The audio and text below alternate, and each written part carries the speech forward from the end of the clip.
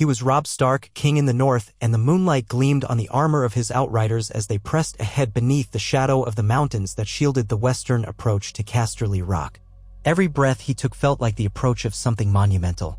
Inside him churned the memory of every victory and every loss that had carried him here, the death of his father, the oath of his bannermen, the weight of the crown he never wished to wear. But wear it he did, and in the darkness of the western hills, his heart thundered with determination. He had done the unthinkable. He had led the Northmen farther south and farther west than any of them had ever dreamed. Not only had he broken the Lannister lines and outmaneuvered Tywin's generals, but here he stood at the very threshold of the Lannister stronghold itself. He thought of Grey Wind, his great dire wolf, prowling at the edges of the forest below like a silent sentinel. He could almost sense the beast's excitement. Perhaps Grey Wind tasted the tension in the air, as if the night were electrified with possibility. Taking Casterly Rock, such an idea had first come in whispers. The Great John had guffawed at the impossibility. Roose Bolton had warned him of the risk, urging caution and a more direct route to Riverrun or further south to harry the Lannisters. But Ser Brynden Tully, the Blackfish, had spurred him on. If the rock fell, the Lannisters would be humiliated. Their power would wobble. Tywin Lannister's seat would no longer stand firm, and the West would quake under the might of the young wolf. He had listened, weighed each piece of counsel, and chosen a path that would have made his father proud, bold, but not reckless. In secret, the Northmen had navigated treacherous foothills, forging alliances with local villagers discontent under Lannister rule and gathering intelligence on the fortress's overlooked vulnerabilities. Their arrival near the rock was swift, disguised by rumors that Robb had marched toward the Trident again. They found small roads where nobody expected an army. And when they arrived, they established a hidden camp in the forest, every tent covered with branches and moss, every fire carefully contained. Scouts in black cloaks prowled at the edges, alert for Lannister outriders who might stumble on their secret. The infiltration took shape with the cunning guidance of the Blackfish. There was a secret path. Not the famed seaward approach with its fleets and harbor, but a route through the mines, half-collapsed and dangerous, supposedly sealed after an accident decades ago.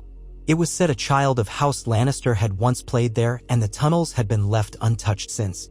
But the Blackfish had a knack for hearing of every crack in a fortress wall, and he convinced Robb they could bring a small force through by night, then open the main gates from within. It was madness, a plan so brazen that even the Great John's eyes bulged in astonishment. But it was also a plan that could work, for Tywin had marched east, expecting to confront Robb near Harrenhal or the Blackwater. He had left a garrison at the rock, but nothing near the force that would be required to hold off the entire northern host. Even the rumor that Kevan Lannister might remain behind was not enough to deter them. If the gates opened at the darkest hour, the force inside might be small enough for a decisive blow. Robb dismissed the memory of his father's voice, cautioning him that Lannisters were always cunning. They'd have their traps, no doubt, but the time for hesitation was long past. He recalled the words he spoke as he and his chosen men readied themselves to slide into the blackness beneath the rock. For the North, he had said. For our families. For vengeance, for justice. We do this not to prove our strength, but to show that we are united.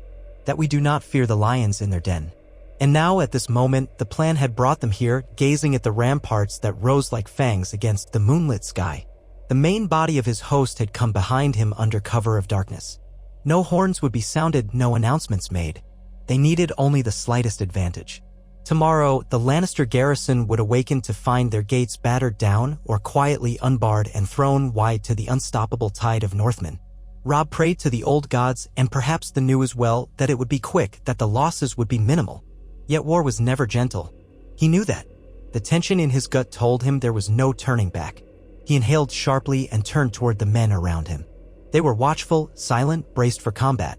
Many were grim-faced, men who had seen too many battles already, men who had marched on foot from the cold fields near Winterfell. Their eyes shone with that unique blend of dread and thrill that preceded every fight. Casterly Rock would be the greatest prize they had ever claimed, a victory that could reshape the war.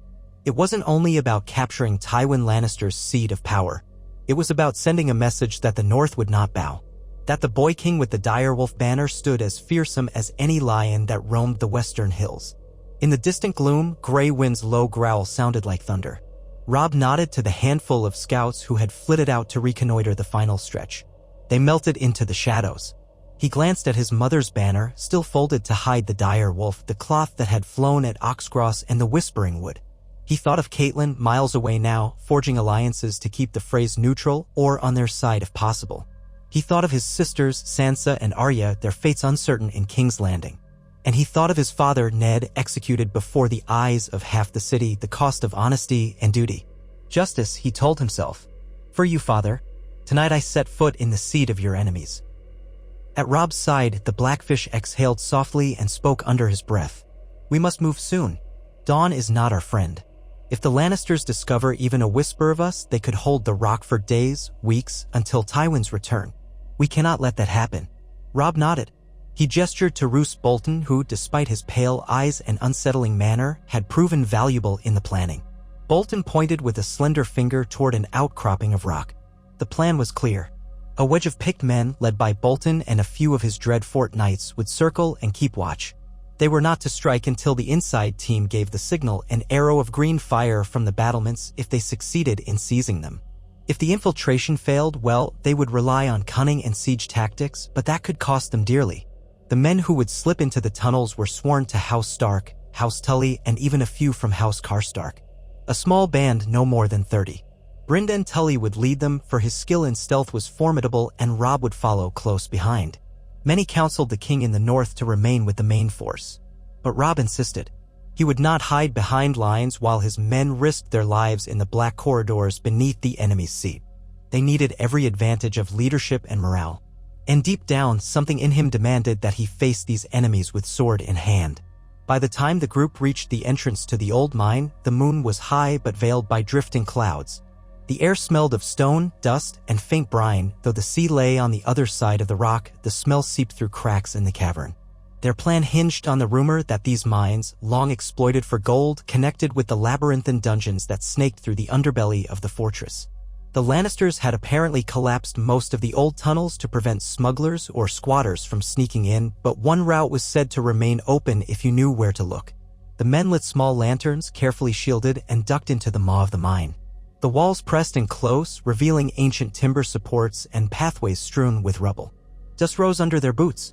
Robb had to fight the thought that the entire ceiling might come down upon them at any moment.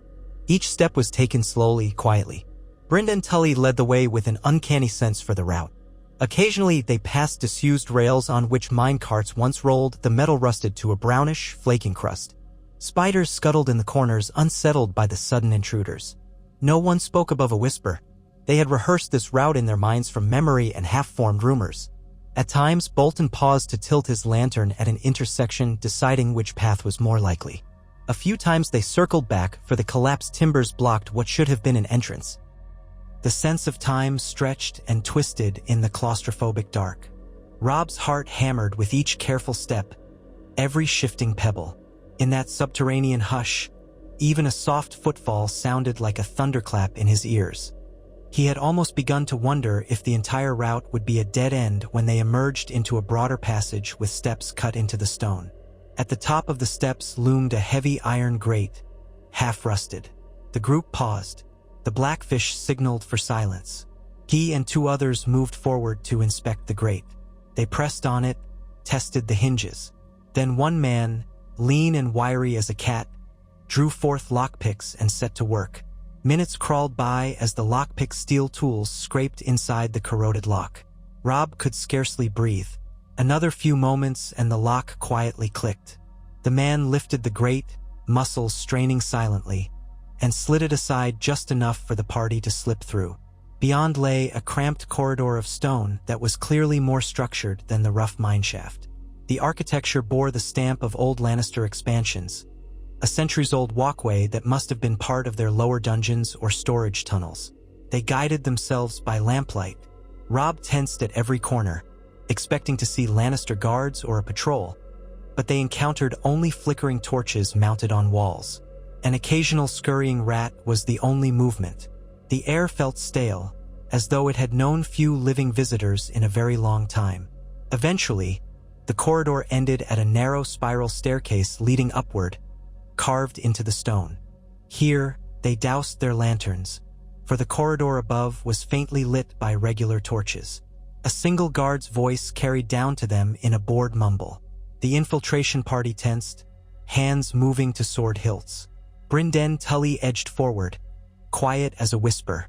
Robb stayed just behind him. They peered around the curve of the stairs and saw a young Lannister guard leaning with his back against the wall. The guard never had the chance to shout. The Blackfish lunged, swift and sure, a knife to the man's throat. Robb grabbed the guard's arms, holding them so he couldn't flail or knock against anything. He felt a hot surge of guilt as they took the guard's life in near silence. War was cruel, and the notion of murdering a young man on watch, likely no older than Robb himself, sat heavily in his gut. But mercy now would doom them all. The guard slumped to the ground, blood seeping across the stones. One of the Northmen murmured a quick prayer. The infiltration force pressed on.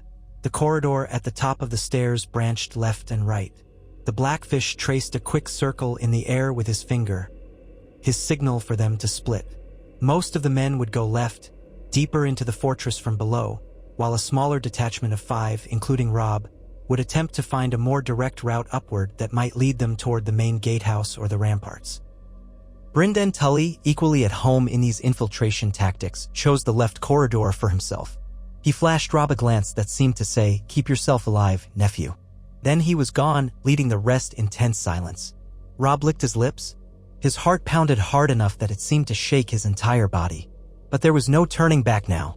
He gestured to the 4 who remained with him, a pair of Karstark men, lean and fierce, and 2 veterans from the war in the Riverlands. They would follow him to the ramparts. If they took a portion of the walls from the inside, they could open a gate or at least signal the main host to storm the outer gate. They crept onward. The hallway was narrow and quiet, twisting in a slow upward spiral. Faint torchlight guided them every so often. Occasionally, they heard the distant footsteps of a patrolling guard, but the rock was strangely empty of defenders. Perhaps Robb thought the gods were smiling on them, or perhaps Tywin truly had left only a skeleton garrison behind, believing Casterly rock impenetrable. Pride could be a deadly weakness. They neared a broader passage where the hallway opened into a small gallery that overlooked what must be one of the fortress's many interior courtyards. Robb and his men pressed themselves against a wall and peered down. The courtyard lay in partial darkness. A single brazier glowed at its center, illuminating a scattering of guards playing dice. For men unarmored except for simple boiled leather jerkins. They passed a wineskin between them.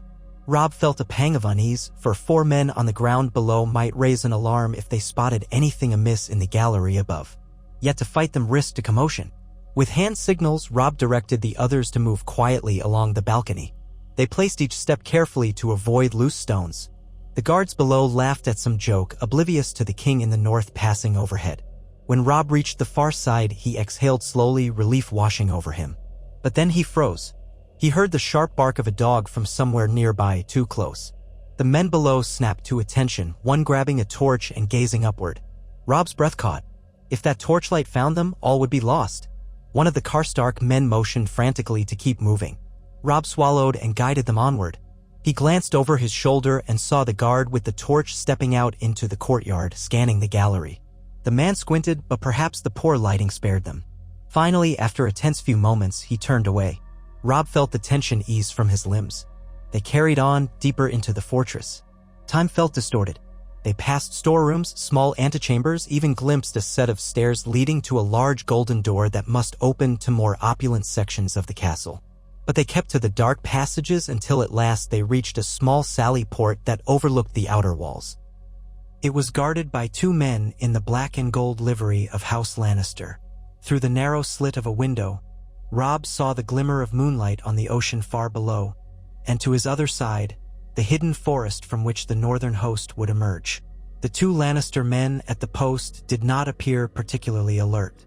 One sat on a stool with his helmet in his lap, while the other leaned against the rough stone, arms folded, yawning. Robb knew that if he and his 4 companions tried to slip by unseen, they'd fail. This was too narrow a spot, and the guards were stationed right near the lever that controlled a secondary gate mechanism. Sometimes cunning would not serve. One had to resort to steel. With a soft nod, he indicated to the others that they would engage. The first Karstark man lunged swiftly, dagger flashing in the torchlight, while Robb and the second man advanced on the guard with the stool. The guard scrambled upright, dropping his helmet with a clang. The noise echoed alarmingly. Robb cursed, but there was no choice. He rammed the hilt of his sword into the man's gut, then finished him with a quick thrust to the chest.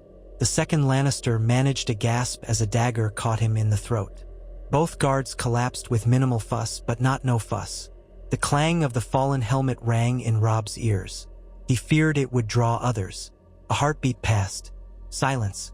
Then, footsteps. They were coming from the corridor behind them. Robb's eyes darted around. There was little place to hide. Another set of footsteps. 2 men at least. He nodded to the group, and they retreated just enough so that they could ambush whoever appeared around the corner. The men approached, presumably to investigate the noise. As soon as the first shape came into view, the Karstark swordsman struck, hooking an arm around the guard's neck and slitting his throat. The second guard recoiled in horror, and Robb sprang forward. With a brutal clash, he knocked the guard off balance and sent him to the ground. The guard tried to shout, but Robb's blade silenced him. Breathing heavily, they waited. The corridor fell still once more. It was done, though the unsightly sprawl of bodies lay in the Sally Port. There would be no illusions that the castle was still secure when these men were found. But they were close to their prize, a lever and mechanism that helped secure a portion of the outer wall gate. It wasn't the main gatehouse, but if they could manipulate it, or at least slip out onto the walls to reach the main gate controls, that might be enough. 2 of Robb's men quickly barricaded the corridor door with whatever loose crates and barrels they could find, in case more Lannister guards arrived. Robb himself examined the lever. A thick iron chain ran along the wall, disappearing behind a stone arch. He tested the lever's weight, but it barely budged. One of the Karstarks cursed softly. "We'd need more men to break this or find the rest of the mechanism." "Might be in the main gatehouse. There must be another way," Robb said. "If we can reach the ramparts, we can give the signal." The king in the north stepped through a narrow archway and found a short flight of stairs leading up. Above that, a door of reinforced wood. He motioned to his men and they climbed together. One man pressed his ear to the door. Hearing nothing, they eased it open. The smell of salt and the rush of open air greeted them. They emerged onto a walkway along the wall itself, the parapets rising in intervals. Far below lay the rocky cliffs, the sea crashing. Robb's heart stammered at the sight. The wind ruffled his hair, and for a moment he felt almost free. Then he saw the silhouettes of Lannister guards further along the wall. There were 3 visible. One at the far corner, leaning lazily with a spear, another near a torch, and the third pacing. The fortress's main gatehouse rose in the near distance. The flicker of torches and the occasional glint of mail told Robb that more soldiers would be stationed there. Time was of the essence. Any moment, alarm bells could sound if some guard discovered the bodies below. They crept along the walkway, hunched low beneath the rampart's crenellations. One guard gave a great yawn, set his spear aside, and rubbed his eyes. The pacing guard wore a bored expression, occasionally glancing out to sea. Robb signaled to the men. They spread out, each choosing a target. Stealth was crucial. They moved as one. The swirl of wind off the sea concealed their steps. Robb came up behind the guard with the spear, sliding a dagger between the man's ribs. The guard gasped, slumping forward. Elsewhere, muffled grunts told him that the others had swiftly dispatched their targets. The walkway remained quiet, though Robb's heart hammered with fear that the watchers in the gatehouse might have seen. But no cry came. They pressed on, inching toward the massive structure that loomed ahead, the gatehouse, a solid edifice of stone with arrow slits and a portcullis control. Ladders and small guard towers crown. At its top, Robb could see a handful of men patrolling that vantage. Not a huge garrison, but enough that a direct assault by 5 men would be suicide. "Lord Stark," hissed one of the Karstarks. "We cannot hope to take it with our handful." "Not quietly." "We may not need to," Robb said, trying to keep his voice steady. He pointed to a horn that hung from a bracket near the gatehouse entrance, presumably used by the guards to signal. "If we get there, we could cause confusion. Open the gate, or part of it, or at least distract them long enough for the northern host outside to strike." "Too many of them," the man said grimly. "Then we must be cunning," Robb replied. He scanned the architecture. An idea formed. If they could circle to the opposite side, there might be a secondary approach or a small tower that connected to the gatehouse from the fortress interior. If they created a diversion there, the gatehouse guards might rush to respond, leaving the controls momentarily exposed. But they were running out of time. They backed away and found a narrow turret that overlooked the courtyard, but with a vantage of the gatehouse from the side. From this vantage, they could see that below the gatehouse was a yard with a few stables and a small handful of sleeping Lannister soldiers. Some bedrolls were laid out, though it appeared no more than 6 or 7 men were stationed there.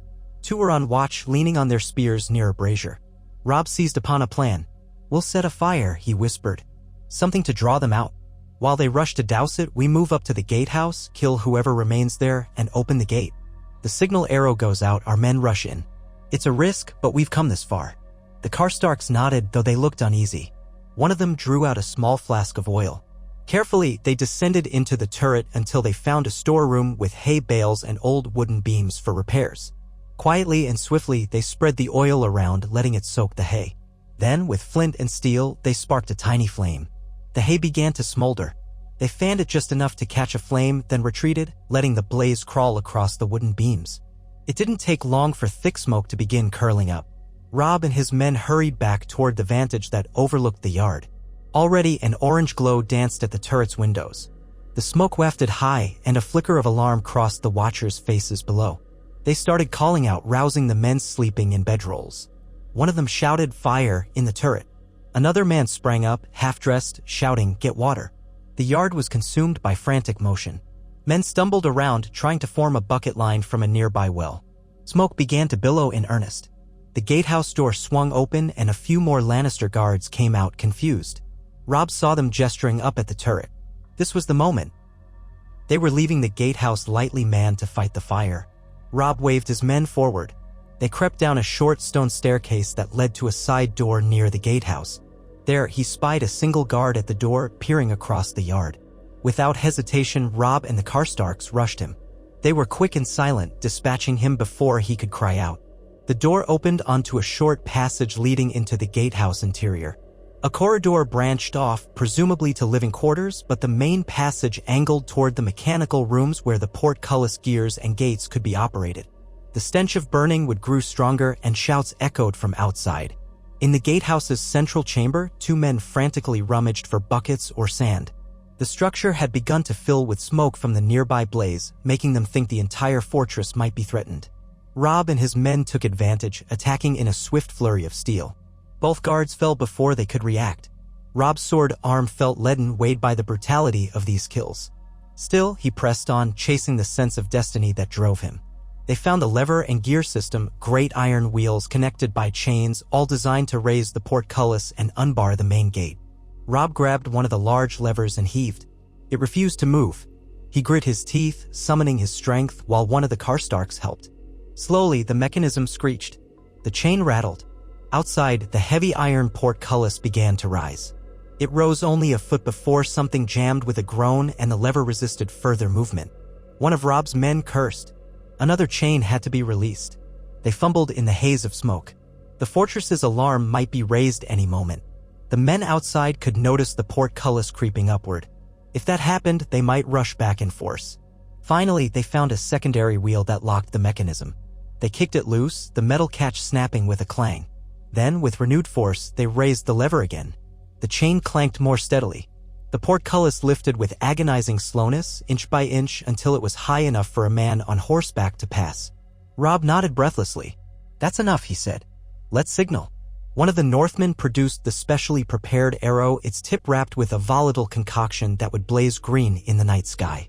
As Robb and the others guarded the chamber door, the archer sprinted up a short flight of steps leading to the rampart, knocked the arrow, and loosed it into the sky above the courtyard.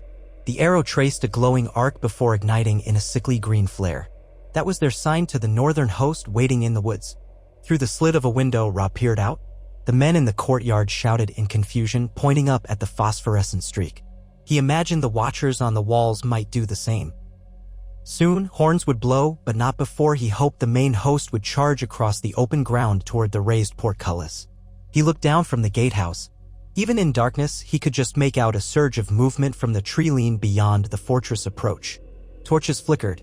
Then he heard them, the war cries of northern men, the howling of the Greyjohn's voice echoing from the gloom. Shapes appeared on the plain, hundreds, then thousands, racing toward the yawning gate. The Lannister soldiers scrambled in disarray. Some tried to form up in the courtyard, others rushed toward the walls. The men who had been trying to battle the fire in the turret now had to pivot to defend the gate. A handful of them, no more than 10, poured into the gatehouse corridor from the yard entrance, swords drawn, determined to retake the mechanism. Robb readied himself.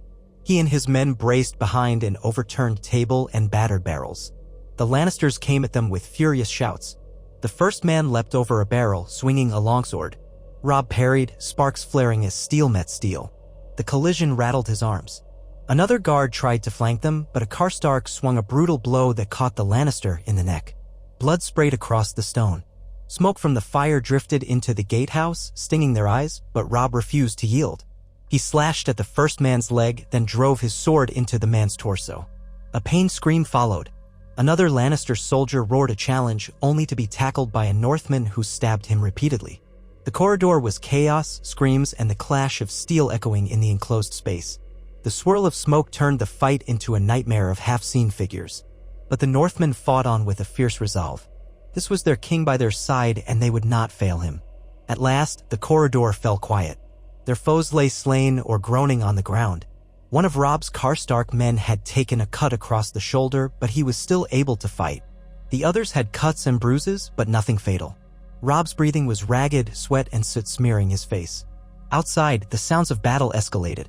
He heard the pounding of hooves and the thunderous cries of hundreds of men pouring through the open portcullis. The main yard must be a fierce battleground now. "We must hold the gate," Robb said. "We cannot let them lower that portcullis." They took up positions around the gear room, weapons ready. It was then that more footsteps echoed from within the fortress. The reinforcements had arrived. Robb feared a large wave of Lannister soldiers would overwhelm them, but instead he recognized the glint of the Trout sigil in the flickering light, Brynden Tully and the infiltration group that had gone the other way. They were spattered with blood and sweat, but triumphant. The Blackfish's eyes gleamed. "We've secured the lower keep," he said breathlessly. They were caught off guard, but more are gathering. It's chaos throughout the fortress. "The main gate is open?" Robb nodded with a grim smile. "Wide enough. Our men are inside." "Good." The Blackfish took in the sight of the battered gear room. "We must push forward, secure the gates fully, and prevent any attempt to trap us in a siege." "Have you seen Kevan Lannister or any of the higher officers?" "No, but that doesn't mean they aren't around," Robb replied. "We need to seize the courtyard, rally our forces, and root out any strong points still held by the Lannisters. The fortress is huge, they'll have fallback positions." Brynden Tully clapped Robb on the shoulder. "Then let's not waste time, Your Grace. The West shall remember this day." They moved as a group through the halls, extinguishing small pockets of resistance. Many of the Lannister soldiers were still in disarray, having never expected an attack from inside their own walls. The Northmen from outside flooded the courtyard, overwhelming the few defenders who stood firm. Screams, clashing metal, the smell of blood, and the roar of battle enveloped Casterly Rock. In the thick of the courtyard, the Greatjohn's booming laughter could be heard. He swung his great sword, cutting down a pair of Lannisters who had tried to stand their ground. Around him, the men of House Umber hooped and hollered with that wild northern fury. They had battered aside a hastily erected shield wall. Riders from House Mallister and House Bolton galloped in behind them, clearing pockets of archers. The swirl of conflict was both exhilarating and terrifying. Robb led a charge toward a set of stables where Lannister archers tried to regroup. The archers loosed arrows in desperation, one of which clipped a Northman's arm, but the momentum of the charge was unstoppable. Robb broke through, sword flashing, Grey Wind suddenly by his side. The direwolf had come with the main host, and seeing the enormous grey beast caused the archers to falter. Grey Wind lunged at one man, dragging him down, while Robb's sword cut through another. Piece by piece, the courtyard fell under northern control. The bodies of men and horses littered the stones, red rivulets winding across the yard. The turret fire still blazed, lighting the night with a hellish glow. Smoke drifted overhead. At one corner, a group of Lannister spearmen attempted to rally, but they were cut off from the main keep by Northmen pouring through a side gate. Robb spied a portion of the fortress that rose above the courtyard. A grand staircase led to double doors banded with gold, the main entrance to Casterly Rock's grand halls, if he remembered the layout. "We must press on," Robb urged the Blackfish. "We need to capture the seat of their power, quickly, before they barricade themselves inside." By now, the northern forces swelled. More men arrived, surging from the raised portcullis. A chorus of voices chanted, "The King in the North." The cry swept over the courtyard, rallying them. Robb raised his sword, calling for an advance. They rushed up the staircase, smashing into a cluster of Lannister men who tried to hold the entrance. The clash resounded. Robb fought at the forefront, adrenaline surging. Men fell, both Lannister and Northmen. Bolton's men joined them, silent and deadly, finishing off wounded guards with cold efficiency. The double doors burst open as a northern axeman hacked through the bar that held them shut. Within lay a hallway of polished marble, tapestries depicting Lannister lions, gold filigree along the high ceiling. The splendor was overshadowed by the brutality of war. Several Lannister knights formed a shield wall here, determined to defend what they could. Their commander, a tall knight with a lion-crested helm, shouted at Robb and the others to halt. They refused, charging as a wave. The knights braced, spears thrust forward. Steel shrieked against steel. Robb crashed into the shields, driving his sword into a small gap at the edge of one. A knight yowled in pain. The Blackfish hammered at another shield, shattering it with a savage blow. The Great John roared, seizing a spear that had pinned one of his men, snapping it like a twig. Blood slicked the marble, and a tapestry of the Golden Lion was spattered crimson. The Lannister knights fought valiantly but were outnumbered, and soon they began to buckle. One knight threw down his sword, begging for mercy. Another tried to flee down a side corridor, only to be run through by one of Bolton's men. Robb's chest heaved as the shield wall collapsed. His sword arm trembled from the exertion. He paused just inside the entrance, scanning for any further threat. The hallway fell quiet except for the moans of the wounded. Beyond, he knew, lay the grand halls of Casterly Rock. The audience chamber, the feasting hall, the private rooms of the Lannister household. If Kevan Lannister was indeed here, that might be where he had retreated. The fortress might still hide dangerous pockets of resistance, archers on upper balconies, crossbowmen behind corners. Yet a strange hush seemed to settle. Robb gestured for a portion of the men to fan out and secure adjacent corridors. The Great John bellowed orders for the main force to hold the entrance hall, ensuring no Lannister reinforcements could sneak up behind them. The king in the north advanced deeper into the heart of the castle with the Blackfish, Bolton, and a handful of others. They passed through corridors lined with golden sconces, scenes of lions triumphant in battle embroidered on the walls, statues in corners. The air smelled of dust and an underlying metallic tang of fresh blood. In a small side room, they encountered a cluster of terrified servants, cowering behind furniture. Robb's men ignored them for now, for the servants posed no threat. They were trembling, wide-eyed, clinging to each other in fear. Eventually, they arrived at a set of tall, ornate doors carved with the image of the roaring lion. Here, they hesitated. The doors might conceal archers or knights waiting to ambush them, but only stillness came from within. The Northmen took positions. Two of them threw the doors open. Robb stepped in, sword raised. The hall was grand with a vaulted ceiling and pillars carved from pale stone. Long windows overlooked the sea, though they were dark now except for the moonlight. A single candelabra burned on a table at the far end, illuminating a space strewn with maps, wine cups, and plates of half-eaten food. It looked like a war room of sorts. Only two figures stood there. One was a middle-aged man in Lannister colors, slender, with hair shot through with gray. Kevan Lannister, if Robb's memory served. The other was a knight in battered armor, sword in hand, standing protectively in front of Kevan. Kevan turned to face them. His eyes flicked across the dozen Northmen flooding the hall. He looked neither terrified nor defiant, more resigned. His mouth set in a thin line. "So," he said quietly, "you have broken into the rock. Or perhaps I should say, you have taken it." His gaze shifted to Robb's armor bearing the dire wolf sigil. "King in the north," he acknowledged bitterly. The knight shifted his stance, but Kevan laid a hand on the man's shoulder. "Don't be a fool, Ser Ryman," Kevan murmured. "We cannot hope to kill them all." Then he drew himself up, though his face was weary, filled with the pain of betrayal and defeat.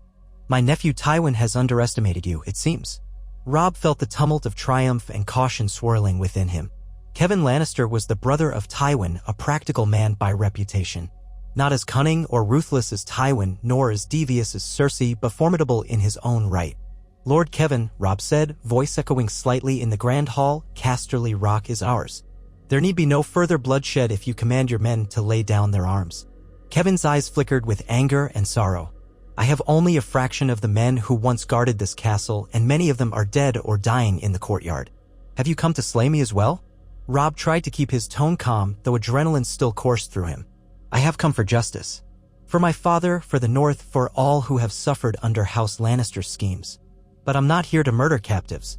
Order the rest of your garrison to yield and they will be shown mercy. Resist further and we'll have no choice but to continue the fight. Kevin pressed his lips together, glancing at the table where the remnants of a war council lay scattered. No doubt he had been planning or waiting for word from Tywin. He studied Robb's face, then the grim stares of the Northmen behind him. The older man exhaled. You have caught us off guard and proven your mettle. As long as my men are treated fairly, I will not have them die in a lost cause. He slowly lowered his head in a gesture that could almost be taken for acquiescence. I will give the order for them to lay down arms, provided you vow to keep them alive as prisoners of war. Bolton's eyes narrowed at Kevin's posture, but Robb nodded. I give you my word, he said solemnly. As king in the North, they will be held with dignity, exchanged in good faith if your family is willing, or treated with courtesy in my custody. But any attempt at treachery... He left the threat unspoken, letting it hang in the air. Kevin drew a measured breath. I understand. His knight, Ser Ryman, ground his teeth in frustration, but did not speak. Kevin stepped away from the table and moved toward the doors. A hush had fallen on the hall, broken only by the distant cries of men in the corridors. Kevin gestured for one of the northern guards to accompany him, presumably to convey the order. Robb gave a curt nod, and a pair of his men followed Kevin out. The minutes that followed felt surreal, as if the fortress itself exhaled a final sigh of defeat. Throughout Casterly Rock, word spread that Lord Kevin had yielded, that the king in the north had taken the castle. Organize our forces, see to the wounded. We need the rock secured. Our men will quarter here, and the Lannisters will be placed under close watch. Send ravens, if we can, to Riverrun, to the twins, to all our allies. The news must spread. Casterly Rock has fallen. Brynden Tully gave a fierce, proud grin. It will be done. Over the next hours, the fortress of the Lannisters, once considered unassailable, fell under northern control. Northmen patrolled the corridors, posted guards at the gates, and locked away the captured Lannister soldiers in a portion of the dungeons. Servants scurried to and fro, uncertain of their new masters, but quickly learning that the king in the north was not in the habit of wanton cruelty. Ravens were found in the rookery, but they bore messages half-written, likely never sent. The northern maesters attached their own letters, sending out dispatches of victory. In the aftermath, the courtyard was transformed into a triage for the wounded. Tents were set up for the men who were bleeding or burned from the turret fire.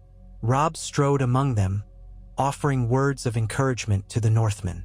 He paused to kneel by a soldier from House Reed who had lost a leg. The man's face was twisted with pain, but he still tried to salute. Robb took his hand and murmured that he had fought bravely, that he would be cared for. The soldier managed a weak smile. Then came the matter of reorganizing the fortress.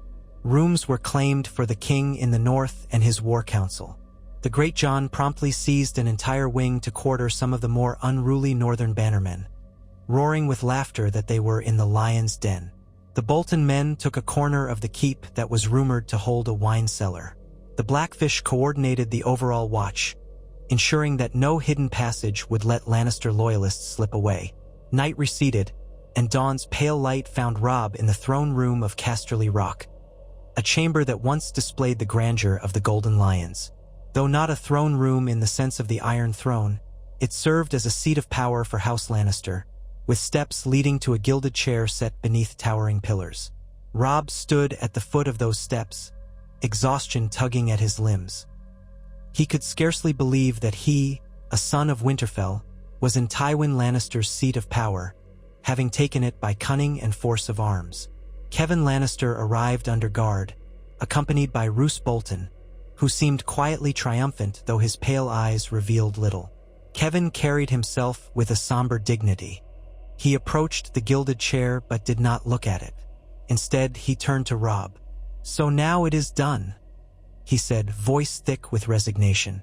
What do you intend to do, King in the North? Will you hold this castle as your own seat, far from your cold homeland? Robb looked at the gilded chair, the golden lions carved along its back. A wave of conflicting emotions swept through him. "I hold it," he said, "to ensure that your family's hold on power is broken, or at least shaken enough to bring about justice for the North.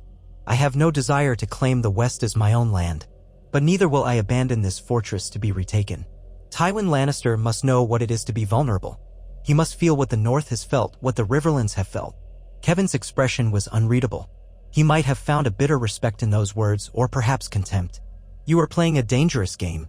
Tywin will not rest until he sees you destroyed." "Let him come," Roose Bolton interjected in his soft voice.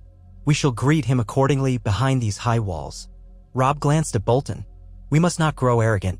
Tywin Lannister commands armies. If he unites with the Crown's forces, he might outnumber us. But for now, we have the advantage. Casterly Rock is ours, and that will echo across the Seven Kingdoms. House Lannister is wounded. I will gather the support of other houses that resent the Lion's stranglehold on the West. Perhaps with the right approach, they will flock to our banner." Kevin listened quietly, then lowered his gaze. "The Westerlands are loyal to my brother, in large part.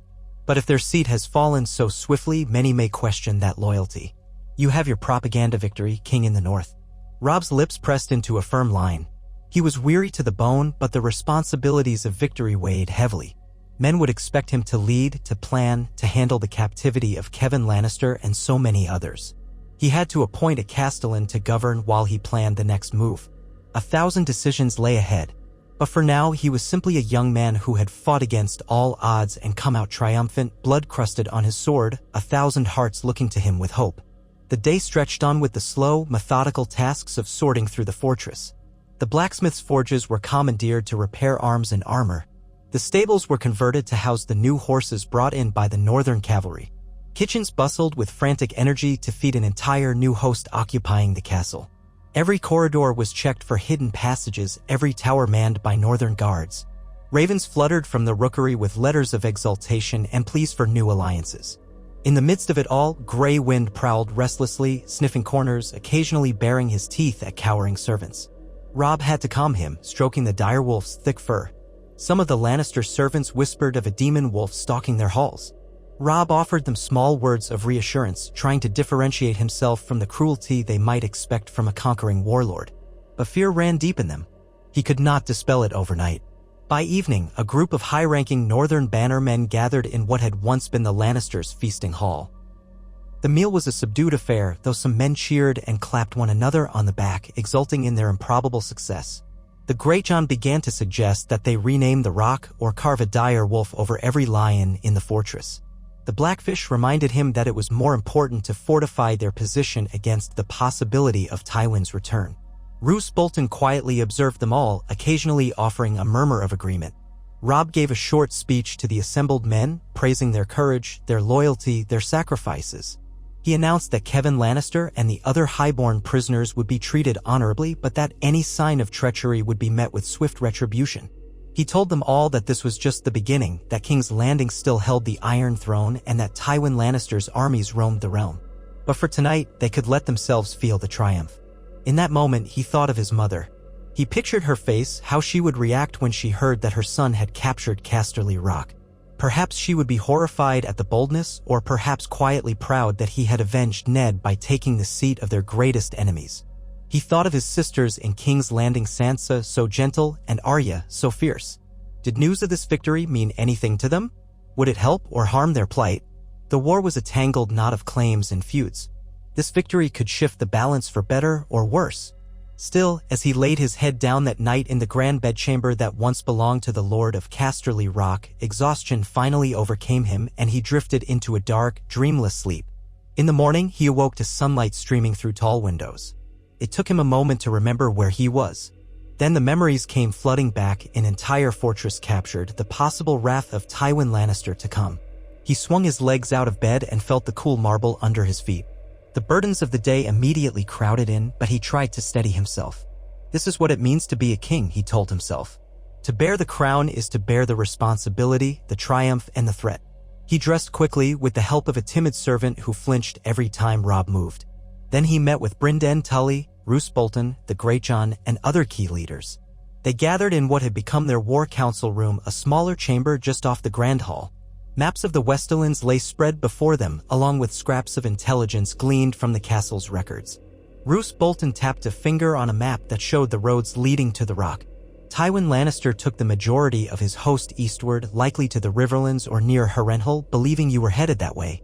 If he receives news that his seat has fallen, he will turn around and come with all haste. The question is whether we can hold these walls against his might. The Blackfish nodded, his expression thoughtful. Casterly Rock is a fortress second to none. Even Tywin cannot simply walk in and reclaim it. With the gate secured, the walls manned, and the approach heavily guarded, we could weather a siege. The question is, do we want to be besieged here, so far from the north? Are we not safer behind these thick walls? The Greatjon asked, brow furrowed. Let the lions break themselves upon us, I say. We can hold out for a year if we must, with their own stores. Robb leaned over the map, his hand resting on the table. A siege might trap us here. Tywin could blockade the roads, cut off supplies. We might have access to the sea for some provisions, but he could also blockade that if he has a fleet. One of the Mallister men, a tall, hawkish rider, spoke up. If you mean to force the Lannisters to negotiate, holding their ancestral seat is a powerful bargaining chip. House Lannister's vassals will question their fealty to a lord who can't protect them. And if we hold Kevan Lannister as well, we have a valuable hostage. True, Robb said, but I worry about my sisters and King's Landing. If Tywin returns with an appetite for vengeance, he might use them against me. Or encourage the boy King Joffrey to do so. Our victory here could endanger my sisters further. The men fell silent, each grappling with the moral weight of that possibility. The war was no simple matter of swords and strongholds, hostages, alliances, and the threat of retribution wove a tangled tapestry. Roose Bolton broke the silence. Perhaps it is time to open negotiations with King's Landing or with Tywin directly, demanding safe passage for your sisters and an immediate end to the war in exchange for returning the rock. Or perhaps not returning it, keeping it for yourself until certain conditions are met. The Greatjon snorted. Treat with the Lannisters? Our swords have done all the talking we need. Let them beg for their castle. The Blackfish frowned. And if Joffrey decides to send us your sisters' heads in a box? We must tread carefully. Vengeance won't serve anyone if we provoke them to cruelty. Robb felt the sting of that possibility. He recalled Sansa's tearful letter, the forced words praising King Joffrey. Arya was lost somewhere, presumably still in King's Landing or perhaps escaped. He didn't know. We will consider the diplomatic route, he said at last. But first, we must consolidate our hold, gather every advantage we can. Tywin Lannister will come, I have no doubt. Whether to parley or to storm these walls, he will come. They shifted topics to the immediate practicalities, the state of the fortress, the supply inventory, the morale of the men. Ravens must be sent to Winterfell, though with Theon Greyjoy's betrayal unknown to Robb at this point in time, the precarious situation in the north could be unfolding even as they spoke. They also needed to write to the houses of the Westerlands, inviting or compelling them to swear fealty to the king in the north, or at least remain neutral. By midday, a new hush fell upon the fortress. The initial thrill of victory had dulled into the day-to-day tasks of occupying enemy territory. Robb found himself wandering the high battlements, gazing out at the sea and at the roads leading inland. Part of him felt a pang of homesickness, yearning for the windblown moors of the north. He missed the crisp air of Winterfell, the silent watchfulness of the weirwood in the Godwood. The west was warmer, the sea a different hue than the cold waters near the neck. He thought of his father again, how Ned Stark would have scorned the idea of rash vengeance, how he would have wanted to find a peaceful resolution if possible. But his father had been beheaded by Joffrey, spurred on by Lannister malice. This war had swallowed them all. Capturing Casterly Rock might be the boldest step yet toward ending it, or might be the impetus for a deeper, darker conflict. Grey Wind padded up beside him, muzzle lifted to the salt wind. Robb placed a hand on the direwolf's head. We did it, he murmured. But it feels like only the start of something bigger. Grey Wind gazed at him with those luminous yellow eyes, as if to say he understood all too well. In the days that followed, the Northmen worked tirelessly to entrench themselves. Scouts were sent out along the roads, reporting back that the Lannister banners were regrouping under Tywin's loyal captains, uncertain how to proceed. The rumor that the young wolf had taken the rock spread like wildfire, sowing a mixture of astonishment, fear, and opportunistic thoughts among the lords of the Westerlands. A few minor lords rode to the gates with queries, stunned to see the direwolf banners flying overhead. Some demanded answers, others came secretly to see if perhaps they should side with this upstart king in the north. Through it all, Kevan Lannister remained under a form of house arrest. He was permitted to move around certain sections of the castle, always accompanied by guards. He spent much time with the wounded men, assisting the maester in caring for them, which earned him some respect from the northern soldiers. He avoided conversation with Robb unless necessary, though there were moments of polite exchange. Robb noted that Kevin's stoicism was laced with an undercurrent of sorrow. He was not a man who relished war. Perhaps that was why he had stayed behind at the rock. Another week passed. The fortress had begun to lose its gloom. Northern men started to speak of their next moves, perhaps striking out to take Lannisport or sallying forth to capture smaller strongholds. Robb waited, watchful. He sensed the storm that would come with Tywin's approach. Scouts brought word of Lannister columns on the roads, but not in massive force. Rumor had it Tywin was still pinned down near Harrenhal, uncertain how best to respond to this catastrophic blow. Some said the crown was sending demands to Tywin to protect King's Landing, where Stannis Baratheon threatened from the sea. The realm was fracturing at the seams. Amid the swirling chaos, a raven arrived one morning bearing the seal of House Lannister. Robb opened it with apprehension, reading in clipped lines that Tywin demanded the immediate release of Kevan Lannister and the evacuation of northern forces from Casterly Rock, or else swift retribution would follow. Tywin declared that a Lannister always pays his debts, and the cost of this outrage would be high. Robb folded the parchment and said nothing for a long moment. Then he handed it to the Blackfish and Bolton. The Greatjon barked out a laugh when he heard the gist of the threat. But Robb did not laugh. He felt the cold bite of dread behind his ribs. He knew Tywin Lannister was as implacable an enemy as one could have, and that Tywin would not rest until he had avenged this blow to his family's honor. That meant nothing short of a grand confrontation. He had the Blackfish pen a measured reply, stating that Kevan was a well-treated prisoner, that Casterly Rock was now under northern occupation, and that Robb Stark was willing to negotiate a settlement for the release of prisoners in exchange for the freedom of Sansa and Arya Stark and the acknowledgement of northern independence. They sealed it with the direwolf sigil. That same day, word spread through the fortress that the northern outriders had skirmished with a band of Lannister cavalry near a village a few leagues away. The Lannisters had tested their lines, apparently probing for weaknesses. The clash was brief, but it signaled what all men already suspected. Eventually, Tywin would come in force. Night fell on Casterly Rock again, the sea wind moaning through the high towers. Robb walked the battlements, gazing at the stars, mind troubled by the swirl of possibilities. Was it truly worth it to take the rock? The symbolic victory was enormous, but the cost could be equally so. As he grappled with these thoughts, footsteps sounded behind him. It was Kevan Lannister, escorted by 2 northern guards. Kevan paused a respectful distance away. "Your Grace," he said quietly. "May I speak with you?" The guards tensed, but Robb nodded, curious. "You may." Kevan stepped closer, the torchlight revealing the tired lines in his face. He glanced at the guards and the wide sweep of the battlements. "I have served my brother all my life," he said softly. "But Tywin is not a man who forgives lightly. He will not rest until this fortress is reclaimed or reduced to rubble, even if it takes every gold dragon in the Westerlands.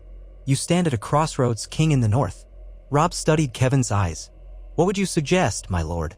That I run back to my homeland with tail tucked between my legs?" Kevan frowned. "Hardly.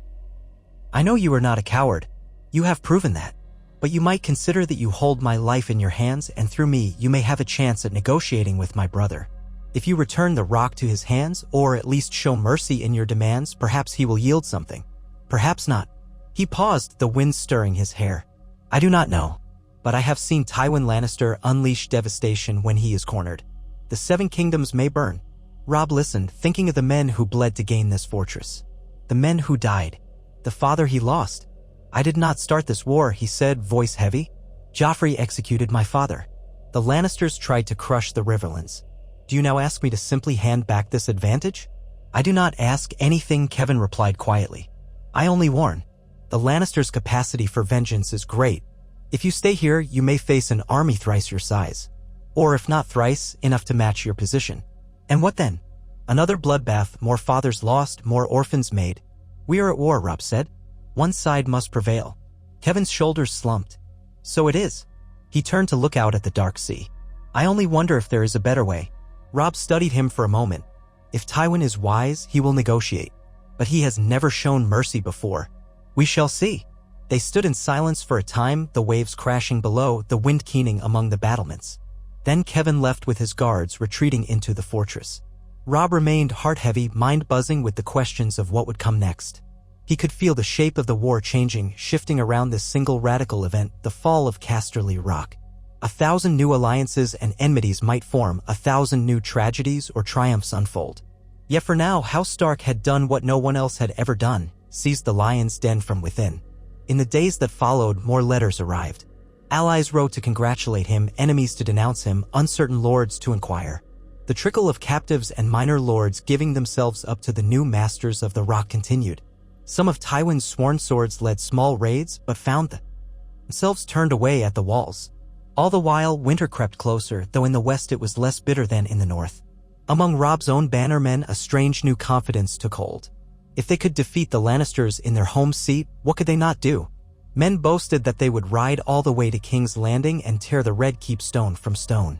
Some counseled caution, urging Robb to fortify further and wait for Tywin's eventual assault. Others whispered that Stannis Baratheon might be persuaded to ally with them now, or that Renly's supporters could be wooed if they turned their gaze south. Robb listened, weighed options, and tried not to let the heady rush of victory cloud his judgment. This was not a game. It was his people's future, his sisters' lives, the fate of the realm. Holding the Rock had given him a vantage and a hostage in Kevin, but also had put a target on his back more than ever. And so the newly crowned king in the north reigned temporarily from the stolen seat of House Lannister, each day bringing new challenges and complications. Tywin Lannister was miles away, but his shadow loomed like a storm cloud. Peace seemed more distant than ever, yet so did the notion of northern surrender. In that twilight of uncertainty, Robb Stark's name became legend among the western lords. Some called him the cunning wolf who outfoxed the lions, others the invader who defiled the greatest castle in the realm. Yet the walls of Casterly Rock bore silent witness to the truth that in a single daring stroke, the north had seized the west and nothing would ever be the same. Still, even in triumph, Robb could not forget the cost. The smell of blood lingered in the courtyards, mingling with the sea air. The wounded groaned, the ravens carried tidings of war in all directions, and somewhere far away, Tywin Lannister gathered his banners, forging a response that would shake the very foundations of the Seven Kingdoms. Robb could almost feel the old gods warning him as the wind howled through the stony corridors at night. The war was just beginning. And yet, in that uneasy dawn, Casterly Rock belonged to the wolf, not the lion. For now, that would have to be enough. Robb Stark stood upon the battlements of Casterly Rock in the gray half-light of early dawn, gazing out over the vast sprawl of the castle grounds. The sea wind ruffled his cloak, and he felt its cool bite on his cheeks.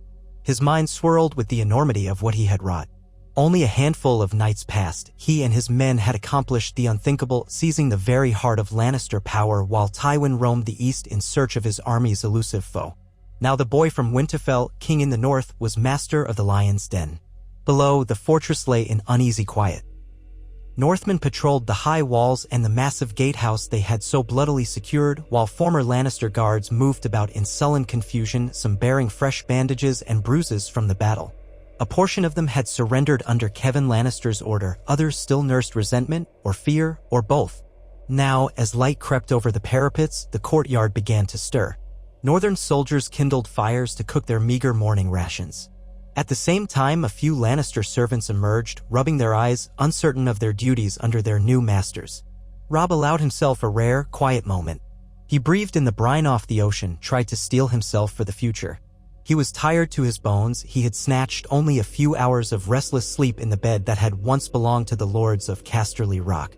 Weariness gnawed at him, though some bright spark of determination flared beneath the fatigue. Around him, his bannermen stirred as well. Below, he could see the great Jon Umber, easily spotted by his hulking figure, gesturing wildly as he told an off-color joke to a group of Karstark men. Greatjon's laughter boomed off the walls, echoing with a certain brazen joy that only the Umber could manage after such a grim fight.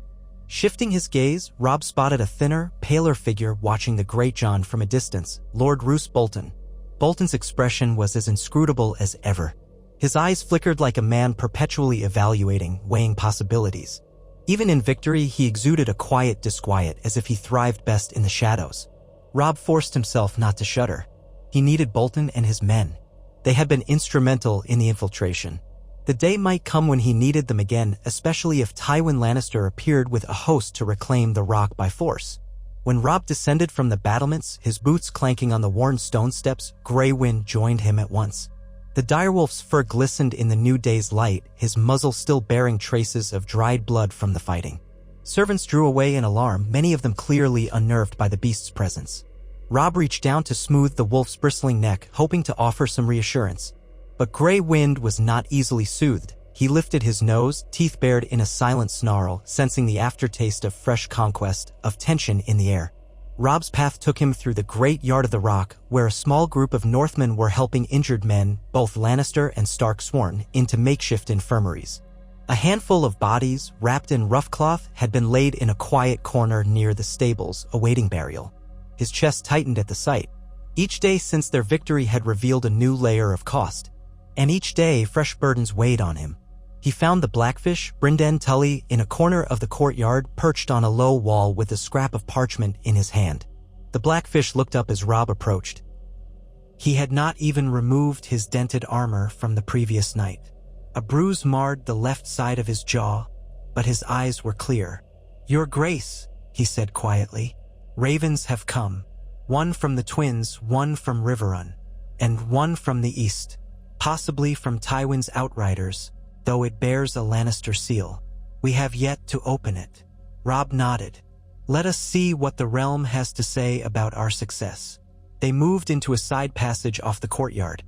A small, quiet area that once might have been used by Lannister knights to store arms between training sessions. Now it was a cramped space he and the Blackfish used for impromptu councils.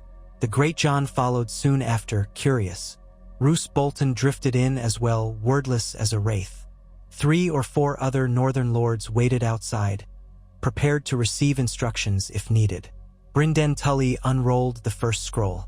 "From the twins," he muttered, scanning the page. "Lord Walder Frey extends half a congratulation? He says he is most impressed by our cunning, and he hopes we recall the debt owed him, whatever that might be. He also inquires after the status of certain Frey kin who were stationed with our host. They remain alive, presumably. He ends by saying he looks forward to hearing our next moves, and that he expects us to fulfill the terms of any alliance or marriage pact." Typical Walder Frey bluster.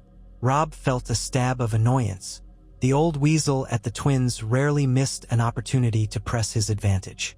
Even at a time like this, with half the realm in flames, Walder Frey's mind turned to self-interest. "Send back a courteous reply," Robb said stiffly. "Reassure him that we keep our word, but let us not reveal too many details of our position. Keep him guessing." The Blackfish nodded and moved to the next scroll.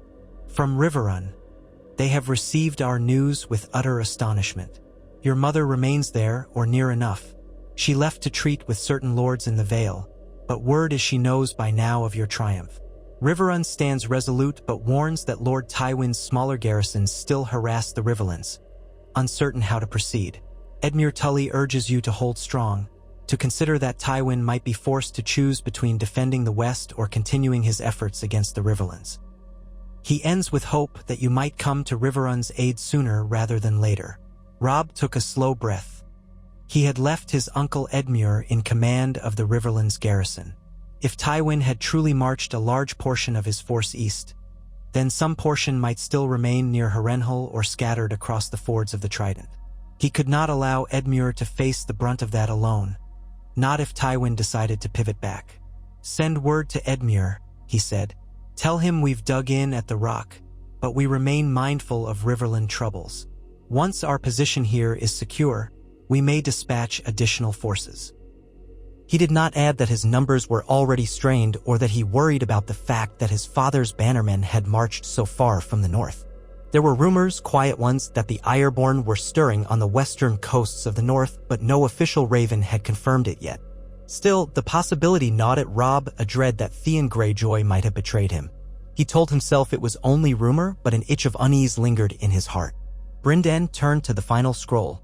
The wax seal bore the lion's head of House Lannister. "It might be from Lord Tywin," the Blackfish said grimly, "or perhaps from one of his captains." Robb exhaled, steeling himself. "Let us see." The Blackfish cracked the seal, unrolled the parchment, and read it aloud, his voice echoing in the small stone chamber. The letter was terse. "To the usurper styling himself king in the north.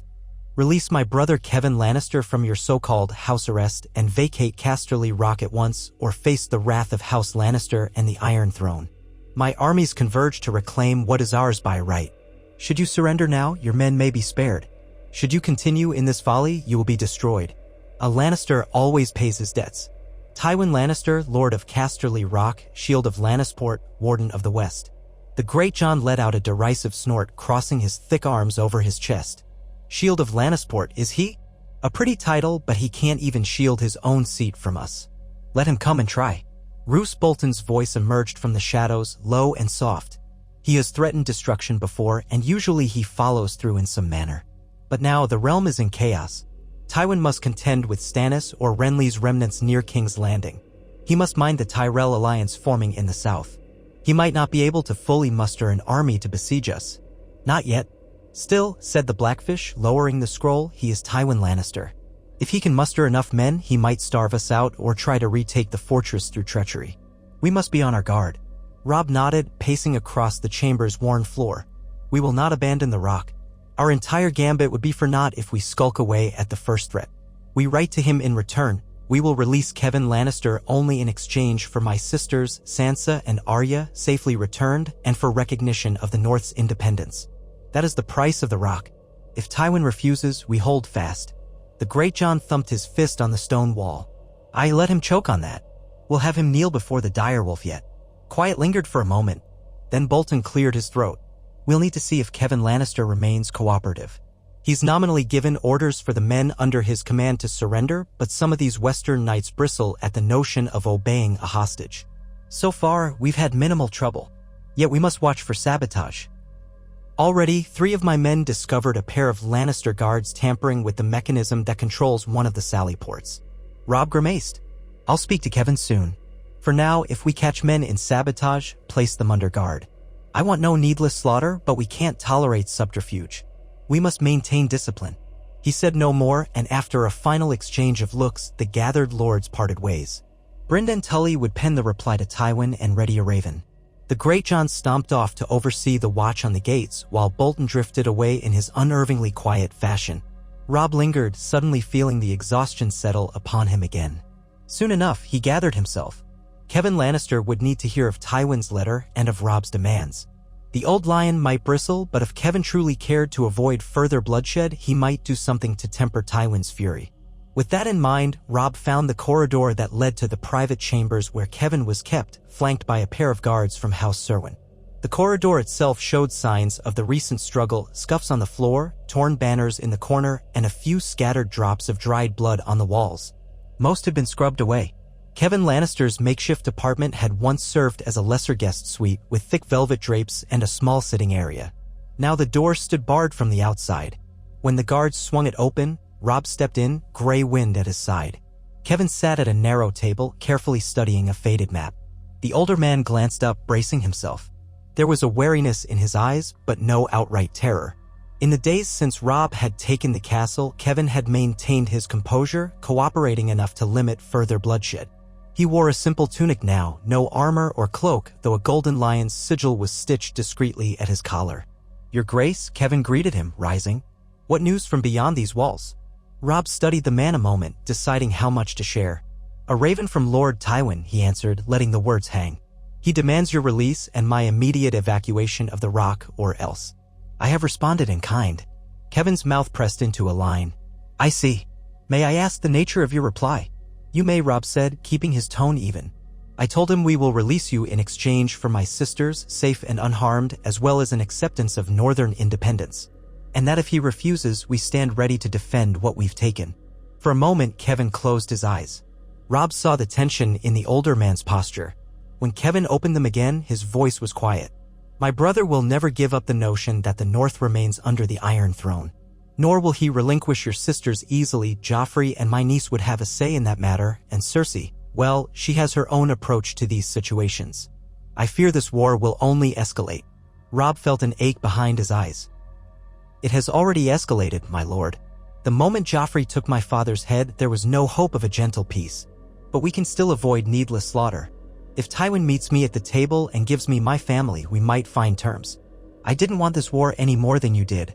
Kevan let out a weary sigh, glancing at Grey Wind, who paced restlessly behind Robb's legs. I believe you, Robb Stark. I see in your eyes the same sense of duty that once guided your father. But my brother is not a man who bends, nor is he ignorant of pride. He would see the rock in ruins before he let you keep it. I can only pray that reason finds him before bloodshed claims us all."